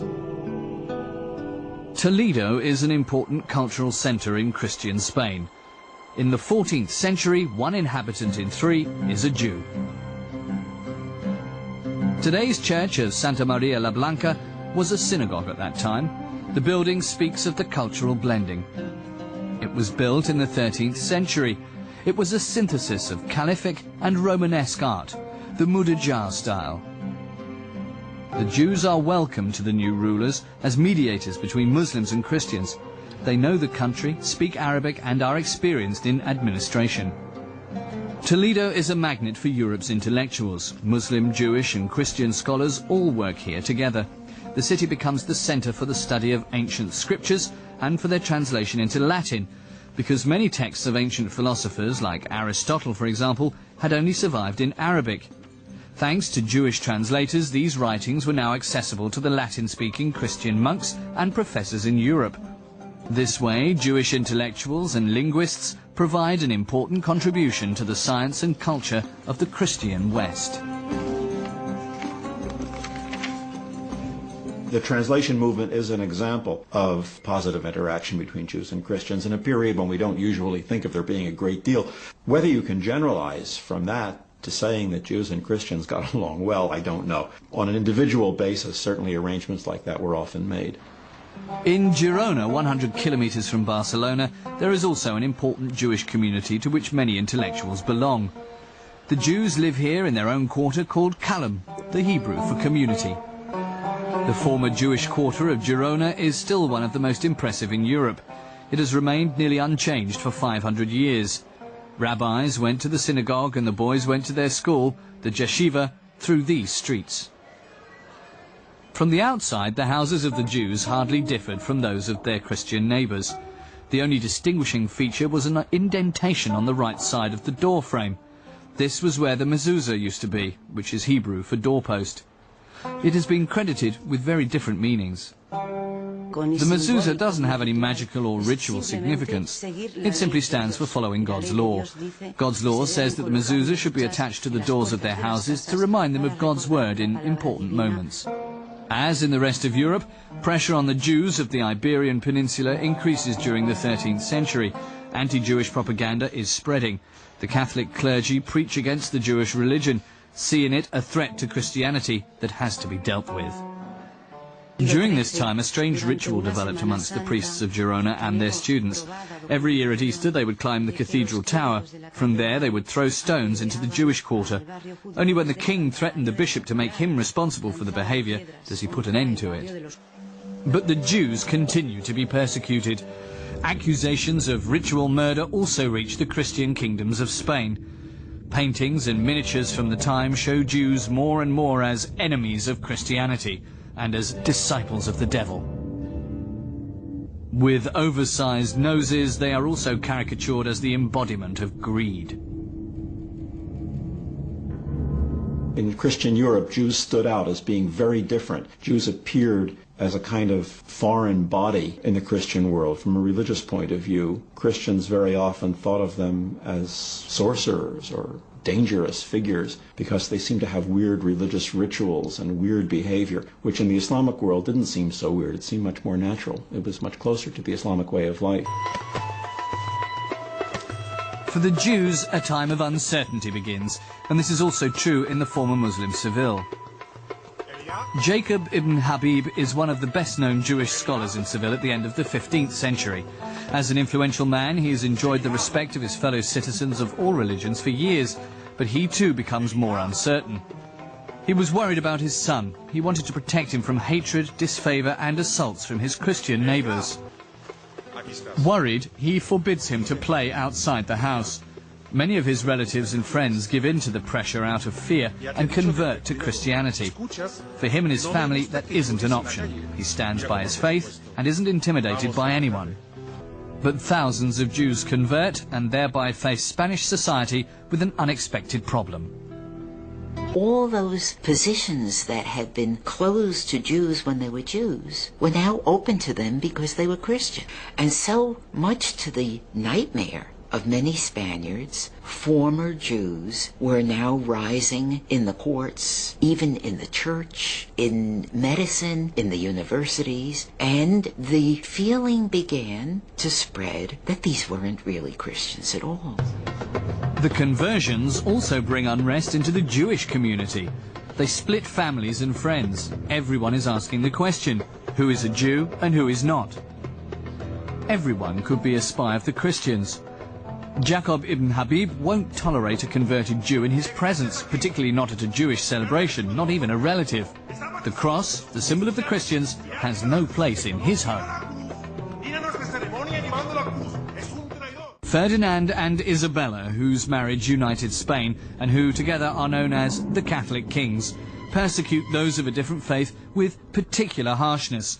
In 1478 they introduced the Inquisition in Spain with the permission of the Pope. Tomás de Torquemada became the notorious Grand Inquisitor. Up until his death, 15 years later, more than 100,000 people are subjected to the Inquisition's methods. Tens of thousands of Jews who've converted to Christianity are tortured in dungeons and subsequently burned at the stake as heretics. Admitting to not being a true Christian was only a matter of time under torture. The trial documents can still be seen in the Historical National Archive in Madrid today. Hundreds of thousands of names and destinies are documented there. Auto de fe, or act of faith, was the name given to the public execution of the sentence. For most, it ended in death. It is the aim of the Inquisitors to protect the Christians from the allegedly corrupting influence of the Jews. Was Jewishness the criterion, or was Judaism? Was the essence of this convert his ethnicity, his lineage, his ancestry, or was it his practice as a religious personality? And the answer that Spaniards in the 15th century came up with was a racial answer. It was the blood, regardless of the religious practice, that determined who was a Jew.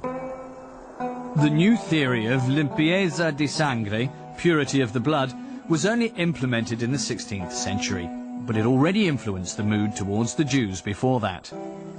In January 1492, the last Islamic bastion falls with the conquest of Granada by the Christians. On March the 31st, Ferdinand and Isabella sign a document in the Alhambra that seals the fate of thousands. We order that all Jews, irrespective of age, leave our kingdoms and fiefdoms by the end of the month of July, and they are prohibited to return here or to any such places to live there or to remain there temporarily. Breaking this decree is punishable by death and the loss of their entire property. 300,000 Jews have to leave Spain within 3 months forever. A great exodus begins. In the last days of July 1492, Jacob ibn Habib also has to leave Seville. Like many, he hopes that he will soon be allowed to return. He wants to go to Portugal with his family. There, Jews are still welcome, it is said. The Jews had lived on the Iberian Peninsula for 1,500 years. Proud of their origin, they call themselves Sephardim, after Sepharad, the Hebrew name for Spain. A glorious era was over. While the Jews were leaving their home, Christopher Columbus was on his way to an unknown continent. On board with him were also converted Jews. Antwerp, Europe's biggest port, provides a safe refuge, for example, for Doña Gracia Mendes. Doña Gracia was a Jew who had been forcibly baptized. She had to pray in secret. To the outside, she was a Christian. Not even her own sister, Brianda, a staunch Christian, was allowed to know what she really believed. Doña Gracia inherited an influential banking and trading empire from her husband. She had connections all over Europe, but nobody was safe from the Spanish inquisitors. The horror stories she was told by her parents haunted her. Her family got baptized for fear of persecution, but in the eyes of the Christian community they were still only marranos, pigs, a despised and tortured minority. Everyone was suspected of secretly following the old faith. Torture forced a confession out of everyone, and that was punished by death. Now the Inquisition also reached Antwerp. Again, flight was the only option. Venice, the new world power, was considered a safe haven. The city had the reputation of opening its gates to all refugees. Whether of a different faith or not, here you were a Venetian and merchant first and foremost, but then also a Christian. As a businesswoman with international connections, Dona Gracia was welcome here. The Doges appreciated any capital. A Jewish manuscript from the time illustrates religious and everyday life. Jews were intellectuals, physicians and musicians at the Italian courts. They wore elegant, fashionable clothing and did not speak the languages they brought with them, but Italian. But they were only tolerated as long as the powerful profited from them. Dona Gracia lived beside the Grand Canal in the Palazzo Gritti, an exclusive address then as it is now. It was opposite the Ottoman Trading Center, one of her business partners. She was living the life of a Christian, but in Venice she had the opportunity to meet avowed Jews for the first time. In the ghetto of Venice, they were allowed to openly live their faith. The ghetto had only just been created. The church insisted that Jews be separated from the Christian population, so they were driven off onto a marshy island that, in those days, lay on the outskirts of the city. This was where the metal casters worked. The new quarter was named after them, ghetto, from the Italian word gettare, to cast. The name established itself, and soon the word ghetto was used for any closed Jewish city quarter. Jewish refugees were pouring into Venice. Soon the ghetto was overflowing. In order to create more living space, more stories were built. To this day, the houses in the ghetto are the highest in Venice. After sundown, the bridges are closed off and the barriers lowered down, but still it is the place where the Jews of Venice have a right to live in safety for the first time. The quarter kept its character right into the 20th century, until the Nazis deported all Jews from Venice in 1944. After the end of fascism, only a few of the survivors returned to this place.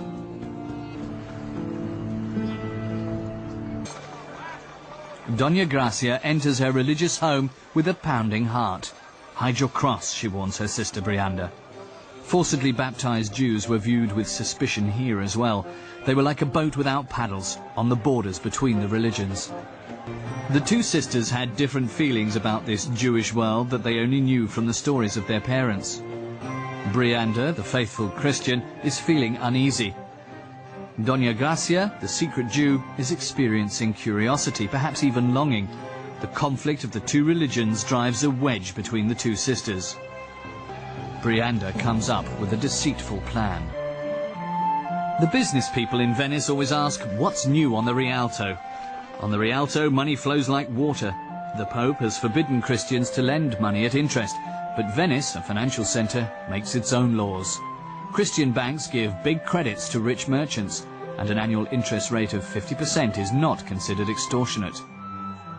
The applicants that don't promise a profit are sent to the ghetto.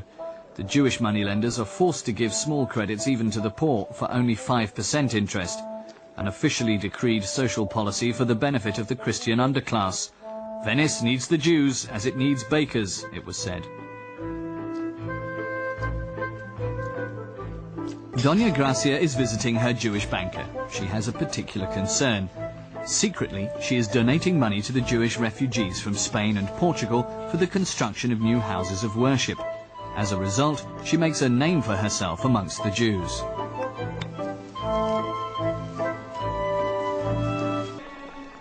One day, she decides to go to the synagogue of the Spanish Jews.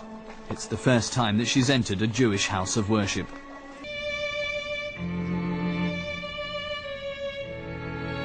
There are treasures and splendor wherever she looks. The beauty of the building and of the Jewish cult shine beyond the ghetto's borders and attract even Christian visitors. Even here, Dona Gracia prays in secret because the reach of the Inquisition is long.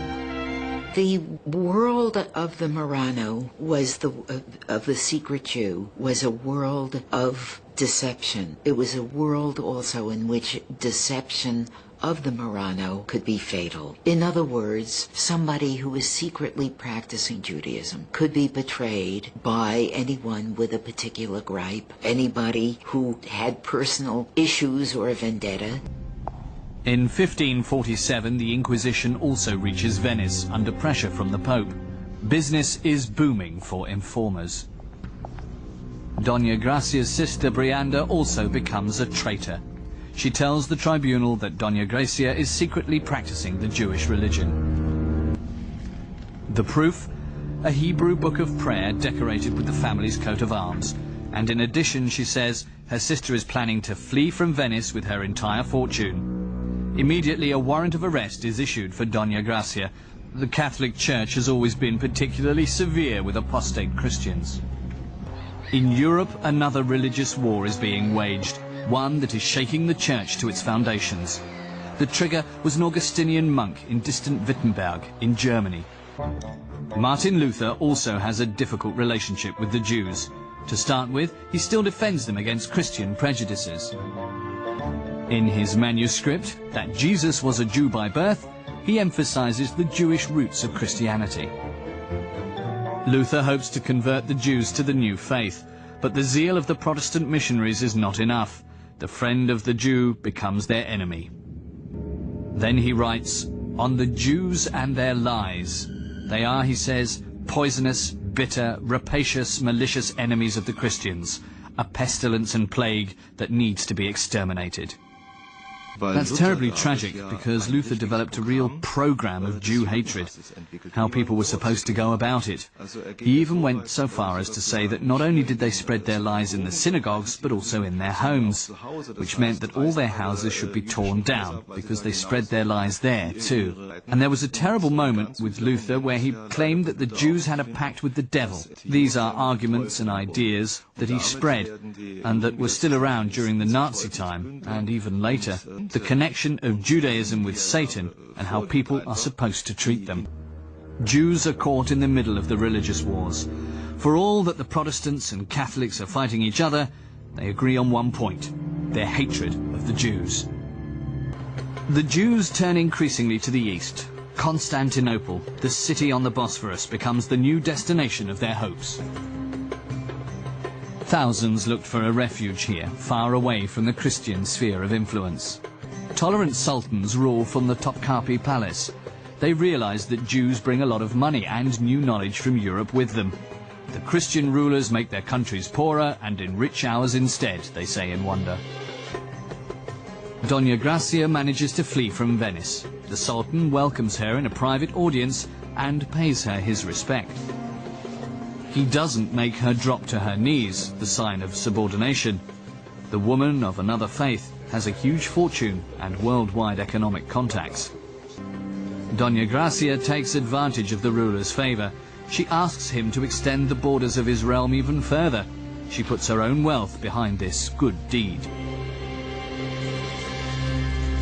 Her story, the mythology about her, her example of loyalty to her people was such that she became the subject of myth, of song. Synagogues that she endowed even today in Istanbul as well, still called the synagogue of La Signora, Hagveret, of the woman. And everybody knows when you say La Signora that you're referring to Dona Gracia Mendes. Dona Gracia becomes a helper for refugees. She hires powerful ships and builds a network of helpers. She's able to save hundreds of Jews. They are safe in Constantinople. Out of gratitude and as a constant reminder of their rescue, the refugees build a synagogue with a special prayer pulpit in the shape of a ship. The descendants of the escapees still honor the tradition.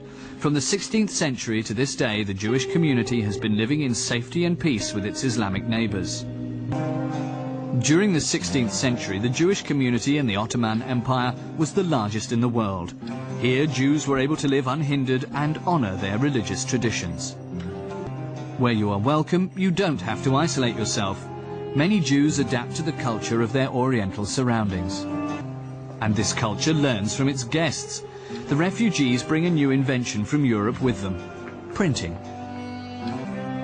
Jewish specialists don't just print their own religious texts, but also the first books of Islam.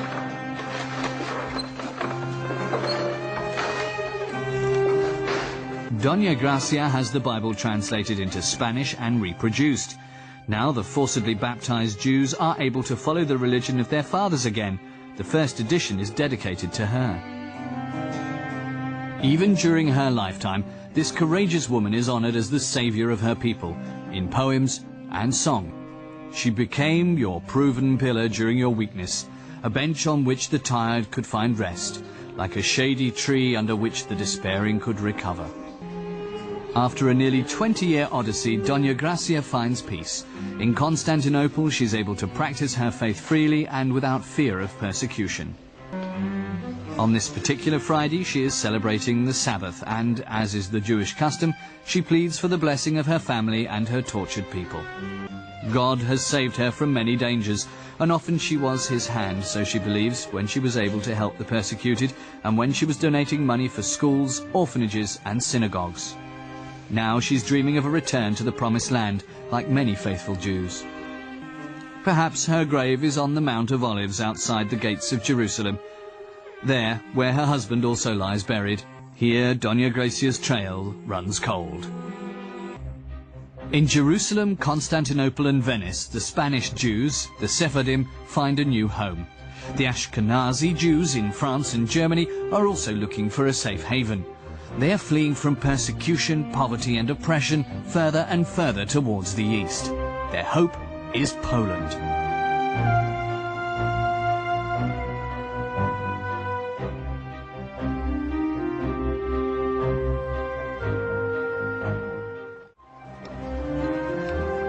The widower, Samuel Leibusch from Regensburg, joins a refugee trek together with his daughter Rachel. An old Jewish legend lends them courage. At one time, Jews were said to have received a letter from heaven. It said, Polin, in English, dwell here. That's how Poland got its name, the Jewish immigrants tell themselves. Poland, an underdeveloped agrarian country in desperate need of craftsmen and business people. Would Samuel make his fortune as a goldsmith and coiner? His destination is Krakow. For centuries, Jews and Christians have lived in peace around the marketplace. The new arrivals are protected by royal privileges. They're allowed to practice their religion, purchase homes and land, and engage in unrestricted trading. Krakow becomes the spiritual center of Judaism in Europe. The Jewish intellectuals are in close communication with the University of Krakow, which was built in the middle of the Jewish quarter during the 14th century. In Poland, the Jews are also permitted to become craftsmen. As shoemakers, tailors, goldsmiths, and as furriers, they are even organized in their own guilds. Right into the 20th century, these were typically Jewish occupations.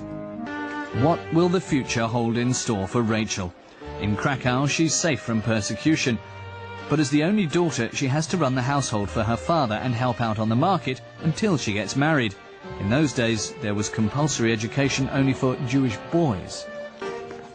Samuel Leibusch manages to make himself indispensable to the aristocracy as a supplier of luxury gold and silver goods. Like many Jews, he now also belongs to the country's new middle class, between the peasantry and the nobility. The close relationship to the nobility also finds its expression in clothing. The Jews adopt the dress of the Polish nobility during the 17th century, when the latter start dressing in the Western fashion, the black silk kaftan, the streimel, a voluminous fur hat made of sable, white stockings and buckled shoes. To this day, one group of religious Jews, the Hasidim, still wear this dress. This way they maintain the memory of their ancestors and the dream of a better life everywhere in the world. The Polish kings who guarantee the Jews protection and privileges rule from Wawel Castle. They called Jews to their backward country to develop it and promote trade. Casimir the Great was considered their special patron in the 14th century. His unrequited love for the beautiful Jewess Esther is said to have been his motive. Did this love really exist? What is certain is that the king needed the Jews. With this document, he gave the Jews land when they were driven out of Krakow by the envious Christians. On the other river bank opposite his castle, the Jewish settlement of Kazimierz was built, and this time the Christians are forbidden to live here for the protection of the Jews. The Jewish inhabitants live in peace for a long time after their persecution and oppression in Western Europe.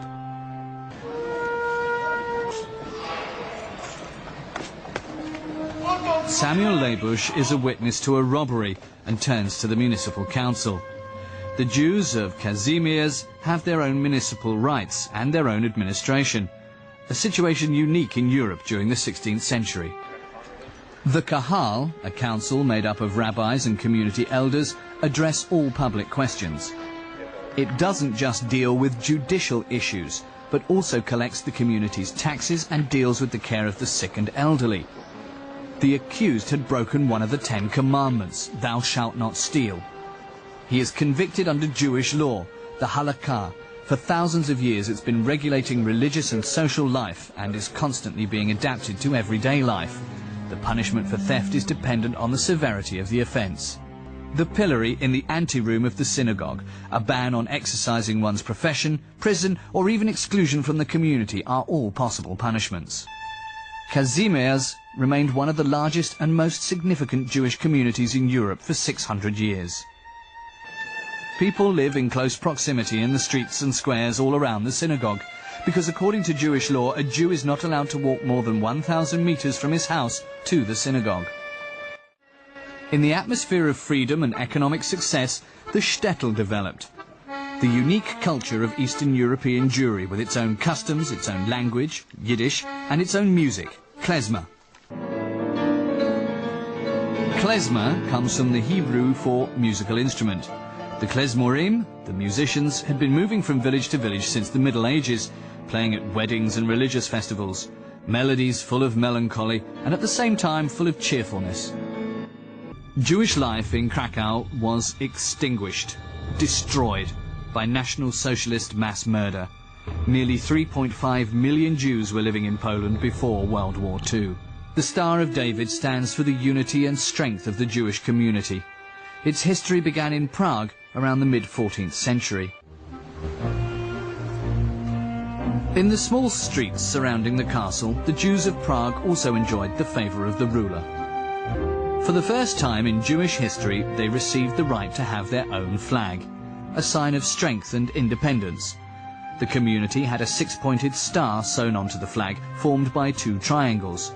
The triangle recalls the Greek letter delta, the initial of the biblical King David. The Star of David became the symbol of the Jews in Prague.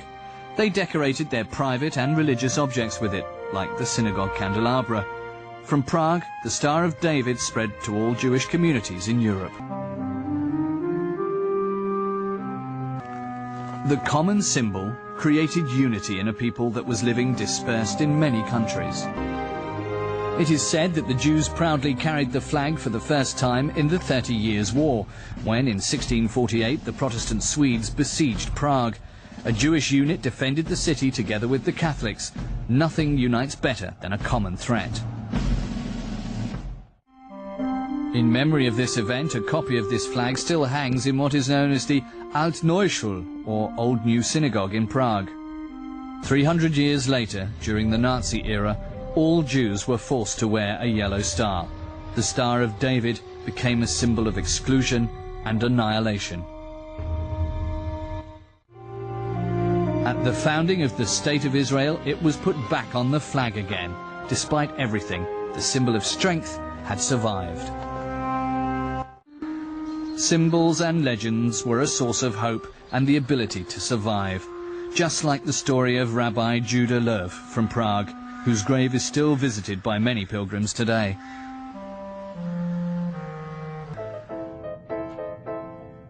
With the help of Jewish mysticism, the rabbi is said to have created a creature made of clay, the golem, a soulless creature with supernatural powers that was meant to protect the Jews of Prague from their persecutors. A silent film of the 1920s spread the legend to the world. A note with the Hebrew name of God awakened the golem to life. In the film, the longed-for savior became a monster and turned on his creator in the Jewish community. Rabbi Löw had to destroy him. The original idea of this legend was actually a different one. You can see quite clearly here how a dream of a savior figure that protects the Jews arose, a hero who helped the intellectual Rabbi Löw and thereby prevented ritual murder and other similar atrocities, such as expulsion from Prague. That had a very strong symbolic power, such a savior figure, which you can see from the success of this legend and from the motif of the golems as savior figures of the community that was brought into children's books from the 19th century to this day. Back in the 17th century, many Jews are moving further east, in search of peace and prosperity. Their destination is the Polish-Lithuanian Aristocratic Republic. They are more than just tolerated here. A Jewish four-country council is allowed to make laws and administrate the community, like a state within a state. Particularly, the still undeveloped northeast of the state in modern-day Ukraine is considered a land of boundless opportunity. The Jewish writer Joseph Roth wrote, "The Eastern Jews don't have a home anywhere, but graves in every cemetery." The art historian Andrzej Czerzinski reads tombstones like history books. He finds surprising proof for the attractiveness of this religion in those times. I discovered the grave of a Jewish man on which it said, "I am a refugee from the land of the Sephardim, a refugee from Spain whose family took another dangerous journey upon themselves." So great was the attractive power of this region. The researcher has also found traces of one of the most horrific massacres in the history of the Eastern European Jews. The abrupt end of a period of prosperity can be dated exactly 1648. A chronicler records the unfolding of the drama in all its details. Rabbi Nathan Hanover from the Ostro in the Ukraine was the son of a refugee from Hanover. He kept asking himself how fondness could turn to such hatred. He called his chronicle Yevon Mezula, at the abyss of despair.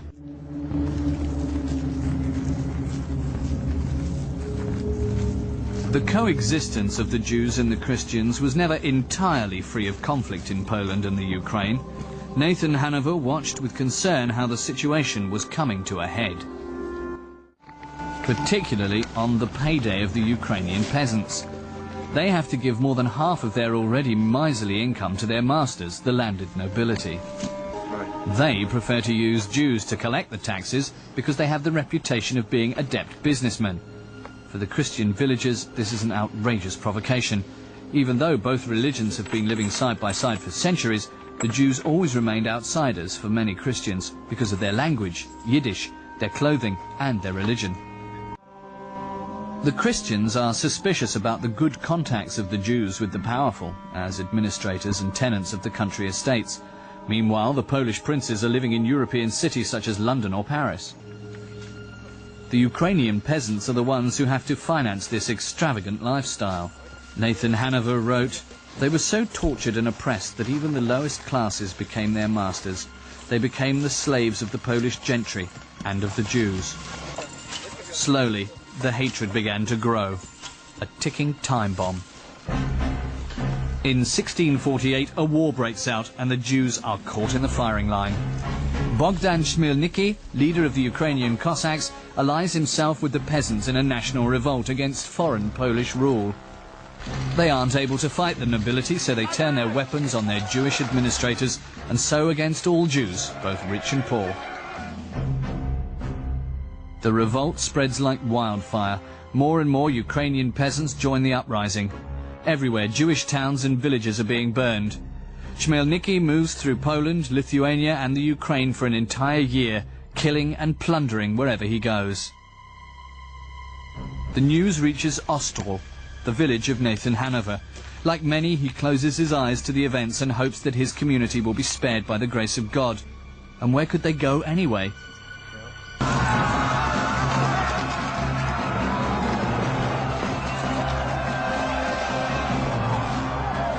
Nathan has to watch the atrocities committed against men, women and children.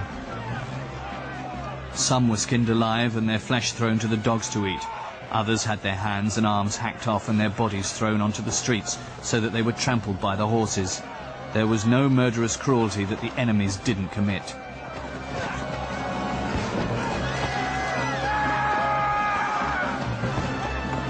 Only a few survive in the shelter of synagogues built like fortresses, houses of worship with thick walls and watchtowers. To this day they recall the threat and persecution of that time. Hundreds of thousands are killed, including Nathan's father. Nathan Hanover himself is able to flee to the safety of Italy. There he publishes his chronicle. The heinous crimes done to his people must never be forgotten.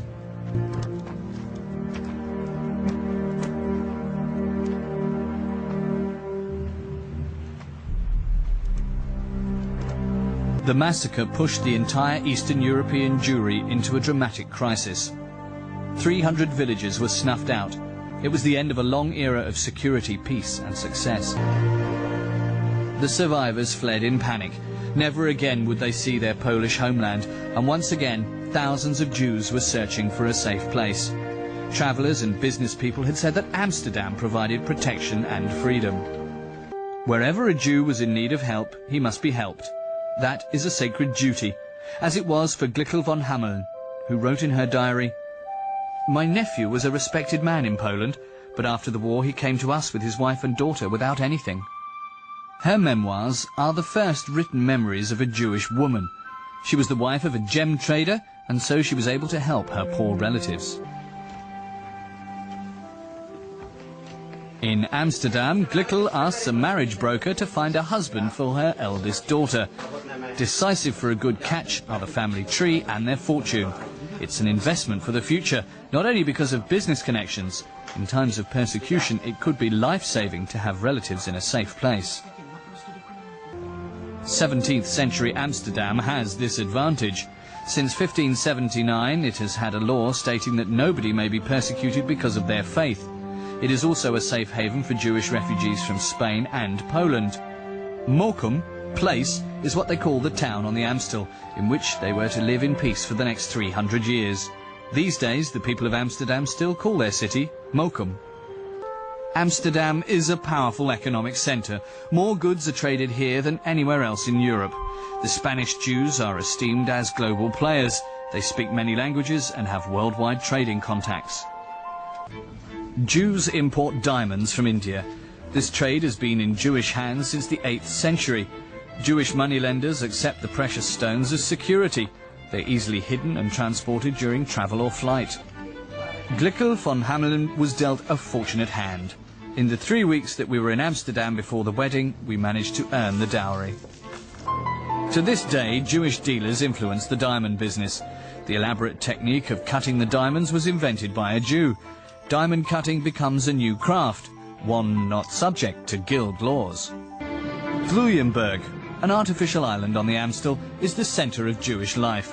Jews of all countries can move about freely here. Nobody's locked up like they were in the ghetto of Venice. On the main street, Jewish refugees from Poland meet Spanish Jews. The painter Rembrandt lived in the middle of the Jewish business quarter. The everyday hustle and bustle outside his front door provided him with numerous motifs and faces. Here they lived on, Spanish Jews in their expensive clothes who paid well for a portrait like The Jewish Bride, commissioned by a rich merchant. Rembrandt gave the poor Polish Jews on his street money to pose for him. He was inspired by their alien rituals, their clothing and culture. He painted them with noticeable sympathy, people who had to suffer so much wretchedness. The Sephardim, the Spanish Jews, considered themselves the representatives of a higher Jewry. They were cultivated, what they thought was the bom Judesmo, worthy Jewry. With condescension, they looked at the unrefined behavior of the Ashkenazi Polish Jews. They set themselves apart from them by calling themselves the elite. In 1675, the synagogue of the Sephardic Jews was consecrated. Its dimensions still give an insight into the power and size of the community. Amsterdam became the Dutch Jerusalem, and finally it was said that Israel was living in safety. The descendants of the Spanish and Portuguese Jews, whose families were persecuted and forced to convert to Christianity, prayed here. During the 17th century, the return to the faith of their fathers opened up many questions. Who still knew the old rituals and laws? Decades of being uprooted and living their lives in a Christian environment had buried many old traditions. They adopt the old religion, but they have new questions, such as, how can Jewish religious laws be reconciled with everyday life? The Etz Haim library of the synagogue reflects this search and this doubt. The oldest extant Jewish library in the world shows what the Jewish community was interested in: theological writings, natural sciences and philosophy. It's a collection of the knowledge of the 17th century. In this field of tension between modernity and tradition, a significant philosopher develops his ideas. Baruch Spinoza, also the son of a Spanish immigrant. His writings cause a scandal. In 1656 he's banished from the Amsterdam congregation. What was so shocking about his ideas? In Rinsburg, not far from Amsterdam, Spinoza continues to work on a philosophical treatise.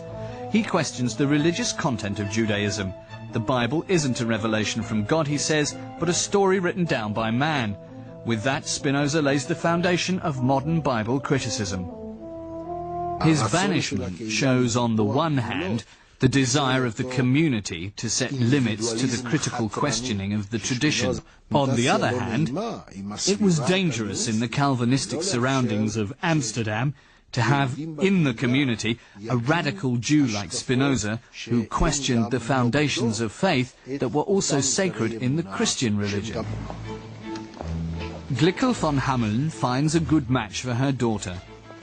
Diaspora is married to a Hofjude, a so-called court Jew.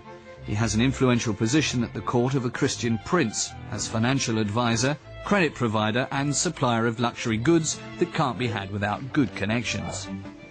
We had an elegant wedding in Amsterdam like there hadn't been in 100 years. The wedding rings are exchanged. According to Jewish ritual, the pair are now considered married. They drink from one beaker, a symbol of the chalice of life that they will be sharing in the future. It is said to be blessed by God. At the end, the bridegroom must trample the glass in memory of the destruction of the Jewish temple and the fragility of all happiness. Through their influence amongst the powerful in Europe, the court Jews opened the doors to modern Judaism. The descendant of one court Jew, the philosopher Moses Mendelssohn, will demand the emancipation and equal treatment for all Jews. A man on the way up. Moses Mendelssohn, philosopher and Jew. He has studied the history of his people and wants to change its future. Mendelssohn is invited to Sanssouci, a Jew in the palace of the Prussian king Frederick the Great. What do you deal in, Jew?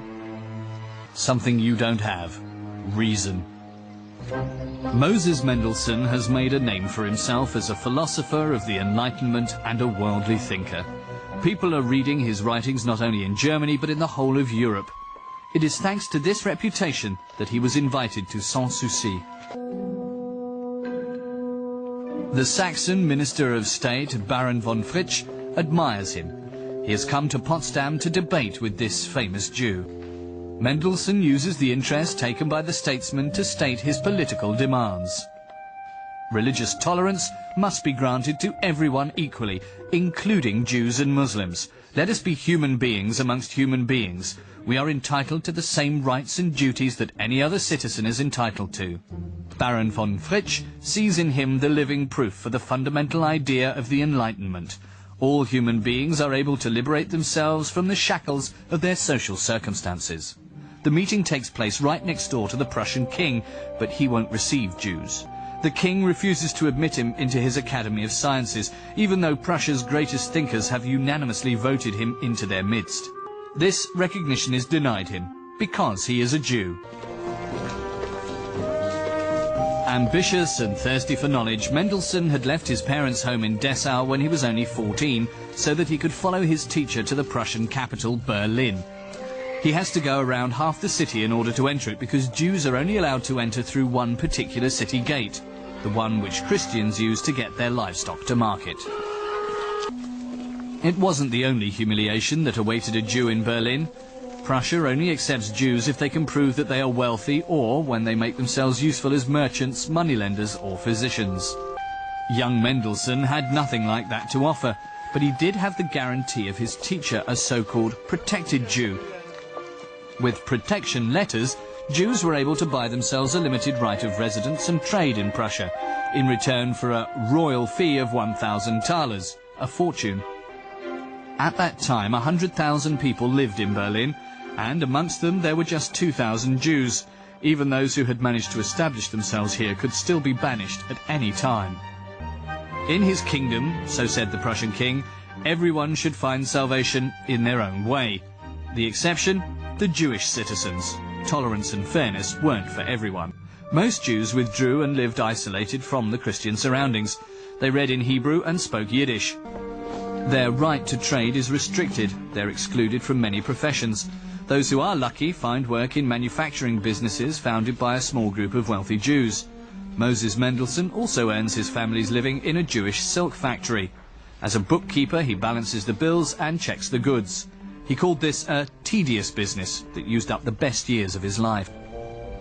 Because he has other plans. As a follower of the Enlightenment, he wants to fight against the oppression of his fellow believers, but that is only possible if they open up and adapt to the society around them. Mendelssohn's ideas meet with great approval amongst many Jews. Mementos of him are still cherished today, like his protective goggles in the Jewish Museum in Berlin. At night, Mendelssohn works like mad on his own writings on religion and philosophy. He also acquires the secular knowledge rejected by the rabbis. Besides Latin, English and French, he also masters the language that hardly any Jew knows, German. Mendelssohn is the first to translate the Torah, the first 5 books of the Old Testament, into German. The text is printed in Hebrew letters because they were the only ones most Jews were able to read at that time. Mendelssohn had the purpose in mind to teach the German Jews the German language. That, of course, caused some strong reaction amongst some of the Orthodox rabbis. They said the Bible wasn't allowed to serve as a teaching tool for the German language.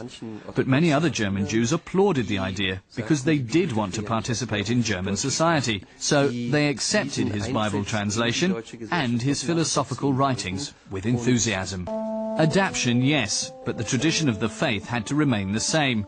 Firmly keeping to one's own religion and participating in the state's public life as a human being and citizen. Both were part of a person's identity, Mendelssohn said, to be an enlightened contemporary and a Jew. He himself was consciously living in 2 worlds. For the Jewish community, he was Moshe from Dessau. That's how his name was written in Yiddish. But in civic life, he remained Moses Mendelssohn. On his suggestion, the first free Jewish schools are created, accessible to every child at no charge, boys and girls. Christian and Jewish children are taught together. They don't just read religious texts. German, nature study and mathematics are all on the curriculum. Moses Mendelssohn is convinced that education is the only path that will lead out of the ghetto of isolation. These new schools that arose towards the end of the 18th century formed the institutional anchorage of the Enlightenment, as it were. Here, a new generation of German Jews developed that was meant to be at home in Jewish tradition, but also in the German language, culture, and the secular sciences. Mendelssohn's ideas also find recognition in the Christian spiritual world. Some even want to convert him to Christianity as a logical step in his career. Mendelssohn declines, but those who understood him that way misinterpreted him. He became the leader of the Jewish emancipation in the whole of Europe. He gave many Jews the self-confidence and strength to fight for their rights. And he was successful. Even in his lifetime, his demands were fixed by law, not in Prussia, but in Austria. The Tolerance Edict of 1781 puts into effect what Mendelssohn demanded as a human right. Jews were now equal citizens. Jews particularly used these chances in Czernowitz on the eastern border of the Habsburg Empire. They helped build the town and assimilate to the German-speaking culture oriented towards Vienna. Around 1900, more than a third of the population was Jewish. A Jewish Nationalhaus, a kind of cultural center, is the expression of the newly found self-confidence.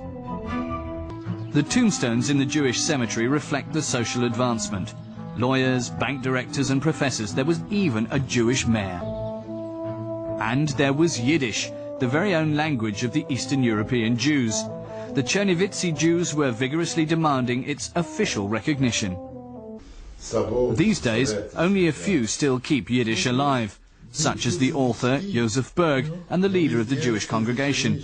The ring of their voices is like a distant echo of a once rich Jewish culture in Eastern Europe. Joseph Berg lives in the Jewish quarter of Czernowitz. He remembers the more than 60 synagogues and houses of worship that used to be here. But little of this has survived National Socialism and Communism. The Jews of Czernowitz meet every morning for their service. Many that pray here have only managed to survive through happy coincidences. Not far from Chernovitsy, on the other side of the Dnieper River, the land used to be part of Russia. Here, the cold breath of the great, hostile Tsarist empire drifts across, wrote the Jewish author Joseph Roth. A different world on the distant riverbank, and also different conditions for Jews.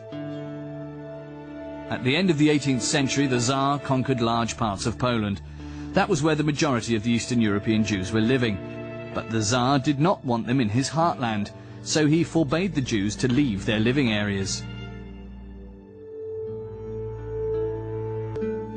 Here, the author Mary Antin grew up towards the end of the 19th century before she emigrated to the United States with her family. In her books, she wrote about the everyday lives of Jews in the Tsarist Empire. I was a prisoner. The shackles had grown familiar to my flesh. Even as a young girl, she entrusted her diary with her experiences, fears, and hopes. Mary Antin's hometown of Polotsk lies in modern-day Lithuania. Jews were living amongst themselves here without rights, oppressed and often persecuted by their Christian neighbours. Time and again her parents warned Mary and her sisters to beware of the Christians. Christian holidays were particularly dangerous for Jews, Mary remembered. Passover was a time of horror for the Jews. Somebody would start up that lie about murdering Christian children, and the stupid peasants would get mad about it and fill themselves with vodka and set out to kill the Jews. They attacked them with knives and axes, killed them or tortured them and burned their houses. Again and again there were gruesome pogroms in the Tsarist Empire.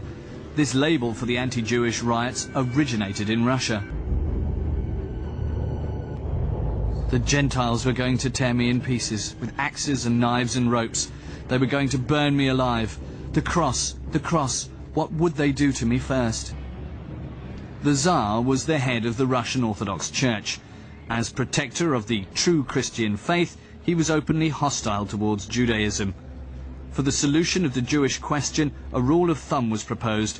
A third of Jews should convert, another third should emigrate, and the final third should starve. In the mid-19th century, 5 million Jews were living in the area assigned to them. Pent up like in a huge ghetto, they banded together in their own villages and neighborhoods. Just as in Letichev in modern-day Ukraine, only the old remember that until the 1940s nearly all the inhabitants were Jewish. In Yiddish, the Jews called their neighborhoods shtetl, little towns, small islands in an ocean of followers of a different religion. Jews were not allowed to work as peasants in the Tsarist Empire, but they were allowed to be craftsmen. Because more and more people moved into a shtetl, every village had 10 coppersmiths, cobblers or tailors. But despite the poverty and the lack of space, the external threat was unifying.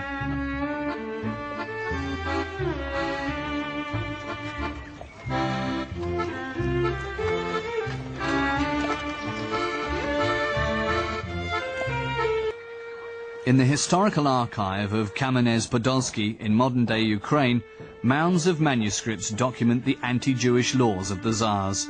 Since the end of Soviet times, a start has been made on evaluating them. One law was particularly inhumane. It forced Jewish boys to serve in the army. The military lists document that even 14 and 15-year-olds were conscripted. Under some Tsars, they had to serve for 25 years. The Jewish communities had to organize the recruitment themselves. Some sent out kappa, kidnappers. The parents knew that hell awaited their sons, and if they were to ever see them again, then only as strangers who no longer knew or understood their Jewish home anymore. For 300 rubles, the parents could ransom the little recruits. A fortune. Some families pawned their livestock or even their home and farm. Parents who couldn't afford that went to the extreme limits of the imaginable. They mutilated their sons, cut off their fingers and toes in order to save them from the Tsar's army. They did all that to prevent their children being alienated from their Jewish faith and their culture with brutal violence. Thus the Jews in the Tsarist Empire experienced oppression and suffering right from their childhood. Only their faith provided support and comfort. In moments when their wretchedness was greatest, it wakened new strength.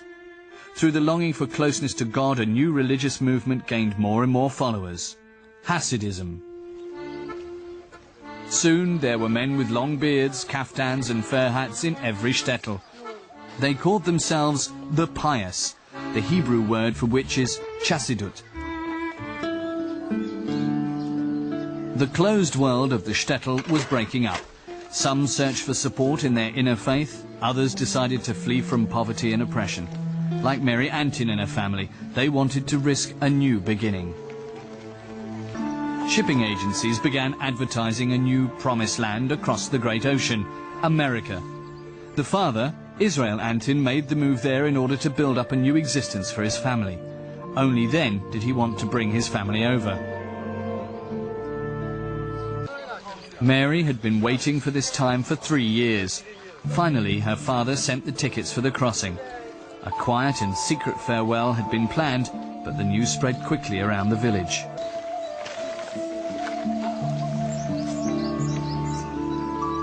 Mary and her mother were giving up their friendships, traditions and their familiar world in the hope of exchanging them against freedom and prosperity. Just like the Antin family, 2 million Russian Jews left towards the end of the 19th century.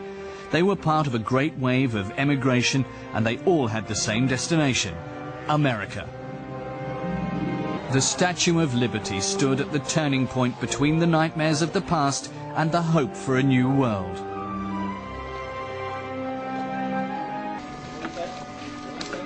After a 3-week journey, Mary, her mother and her sisters reached their destination. First stop was the Immigration Hall in Boston. Mary hadn't seen her father for 3 years. Would she recognize him? Before their reunion, the official asked scrutinizing questions.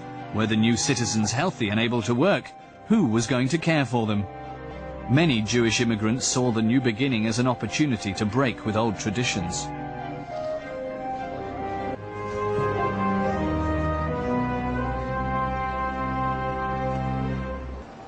America became the new center for Jews. The immigrants came from villages in Eastern Europe into a modern metropolis. They had to get by on casual labor as day laborers, rag pickers and peddlers. They had no education or property and did not speak English.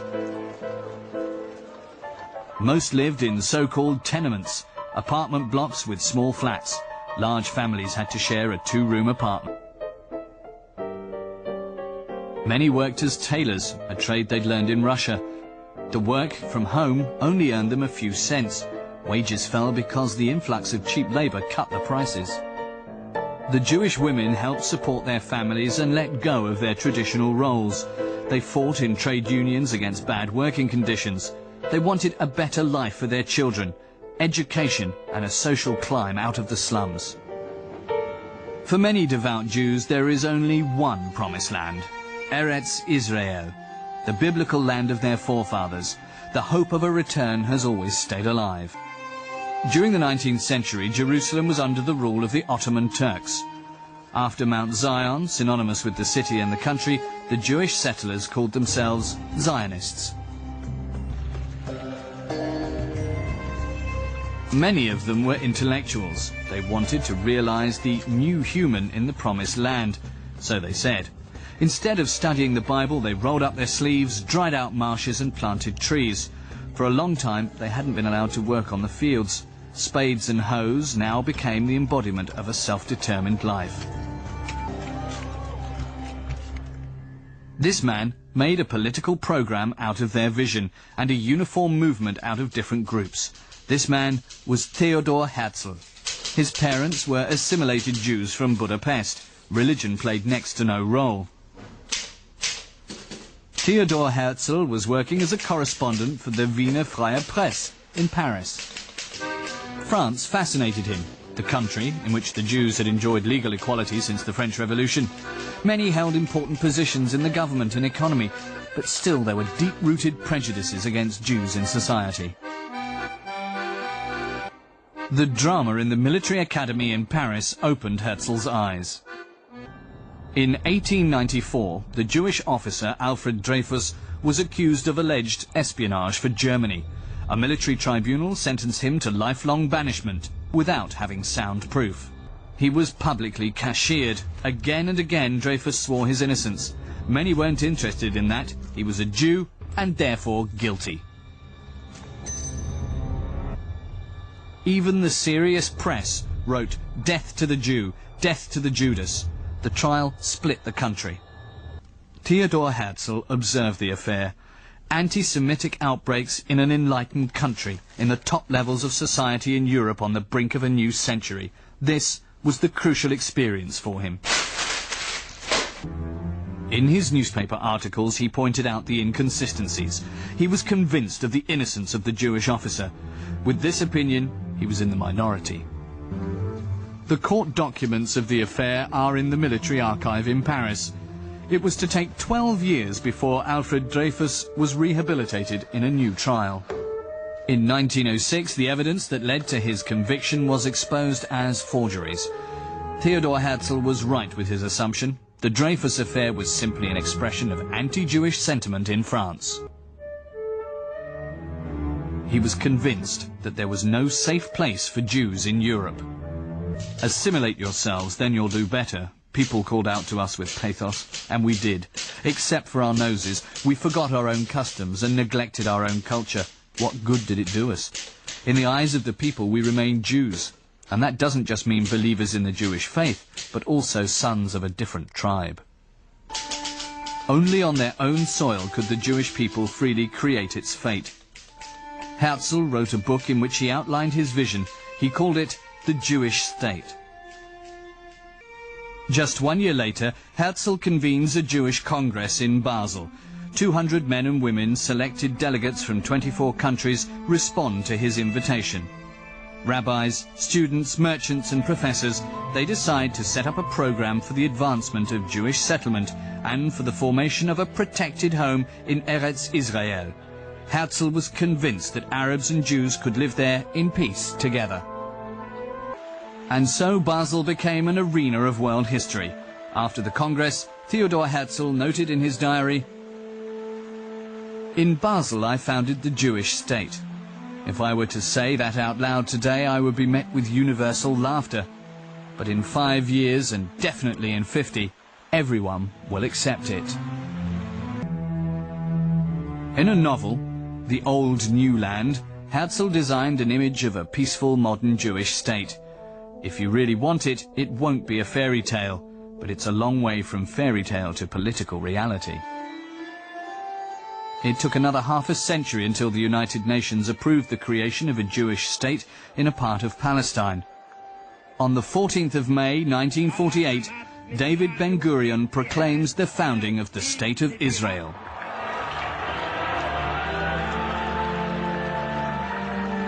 The Star of David on a blue and white background, the symbol of the Zionists, became the flag of the Jewish nation. In those days, just as today, far from all Jews shared Herzl's enthusiasm for their own state. In the Berlin of the turn of the century, many Jews looked optimistically to the future. The city was flourishing economically and culturally, a symbol of a new age, a modern age for Jews too. 2/3 of all German Jews were living on the banks of the Spree. The majority had become assimilated. Together with their Jewish dress, they also laid aside their strict rites and their Yiddish language. The Great Berlin Synagogue is an expression of the new self-confidence and a feeling of security. Now the synagogues lay on the main roads and, not like in the past, in hidden backyards.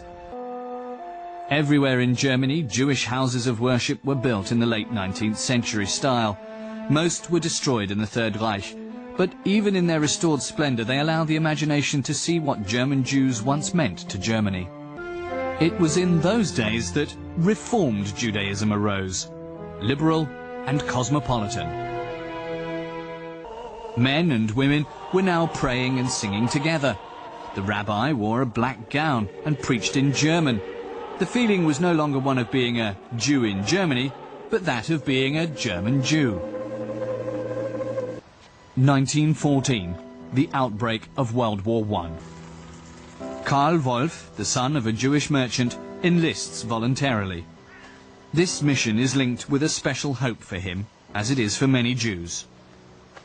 I go to war as a German so that I may protect my threatened fatherland, but also as a Jew so that I may fight for the complete equality of my fellow believers. Jews are important physicians, artists and business people, but access to the elites is not permitted them. 1.3 million Germans register for the general mobilization. Amongst them are 100,000 Jews.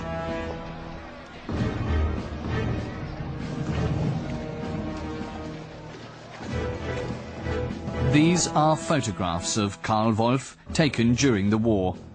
He experienced camaraderie between Jewish and Christian soldiers. The fight against a common enemy united them. His photo album has survived the times. His son, Paul Wolf, managed to save it and take it to the United States. His father's hopes of recognition remained unfulfilled. While thousands are dying on the front, the Reich government carries out a census of the Jews that had enlisted. It is meant to expose the German Jews as shirkers. The statistics show the opposite, and for that reason it remains under lock and key. The medals for bravery are a weak consolation for the disappointment of the Jewish soldiers. Karl Wolf and many others felt betrayed by the country for which they had risked their lives. My father was, as far as I could tell from our discussion, felt mainly German at the beginning of World War I, much more German than Jewish. Powerful forces in German society did not accept this self-image. Caricatures on seaside postcards. Jews weren't wanted here, some beach pools advertised being Jew-free. The Jewish citizens were strangers in their own country. Anti-Jewish depictions in German everyday life were perfectly respectable. The more Jews assimilated, the more fervently many looked for new arguments to hate them. Anti-Jewish sentiment turned into anti-Semitism. They were not presented as a religious community anymore, but as an inferior race or foreign nation. Being a Jew became an inescapable fate.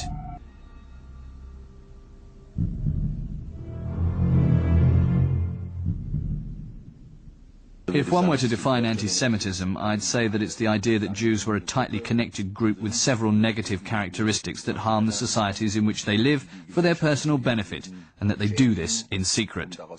That's really important. They don't act openly. They can't be fought openly. Everything happens secretly, and the anti-Semite is just a person who exposes it. After World War I, Germany was in a sorry state. Injured national pride and an economic crisis provided fertile ground for radical groups. They put anti-Semitism on their agenda. A scapegoat was needed. The Jews were to blame for the lost war and were profiting from the German suffering. In 1933, the National Socialists came to power. They began immediately to put their anti-Semitic program into effect. A boycott of all Jewish shops, racial laws, job prohibitions and dispossession.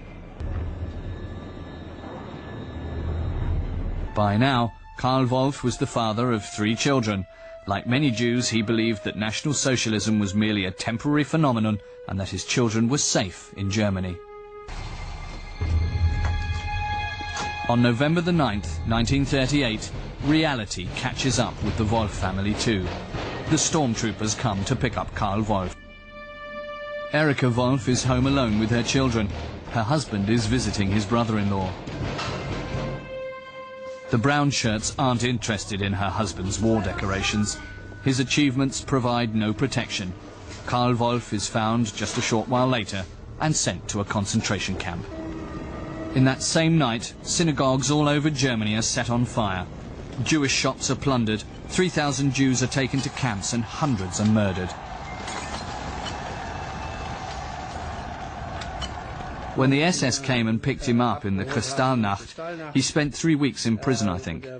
He was let go because he had papers from World War I, but that was a wake-up call for him. He realized that he had to quickly collect his things and emigrate with his family. In April 1939, the Nazis harass the Wolf family for the last time. They want to make sure that the wealthy family aren't taking any valuables with them. But the Wolf family want just one thing: a safe life in the United States. There, an uncle had vouched for them. Paul Wolf was 9 years old. He had to watch how his parents' possessions were confiscated. Paul wanted to save at least something from his family's possessions. He decided to keep a crystal vase from the Nazis. Without the gold border, it looked worthless, so he hoped. These days, this vase has a place of honor in his living room in the United States.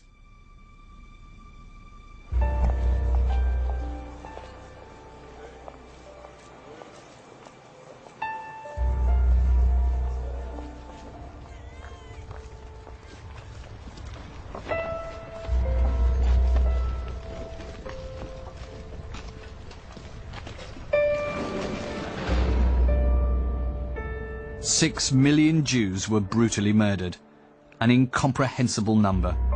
6 million destinies." The Yad Vashem Memorial in Jerusalem commemorates the victims with photographs, personal mementos and letters. Yad Vashem means in English, memorial and a name, after the words of the prophet Isaiah. "Unto them will I give in my house and within my walls a memorial and a name better than of sons and of daughters. I will give them an everlasting name that shall not be cut off."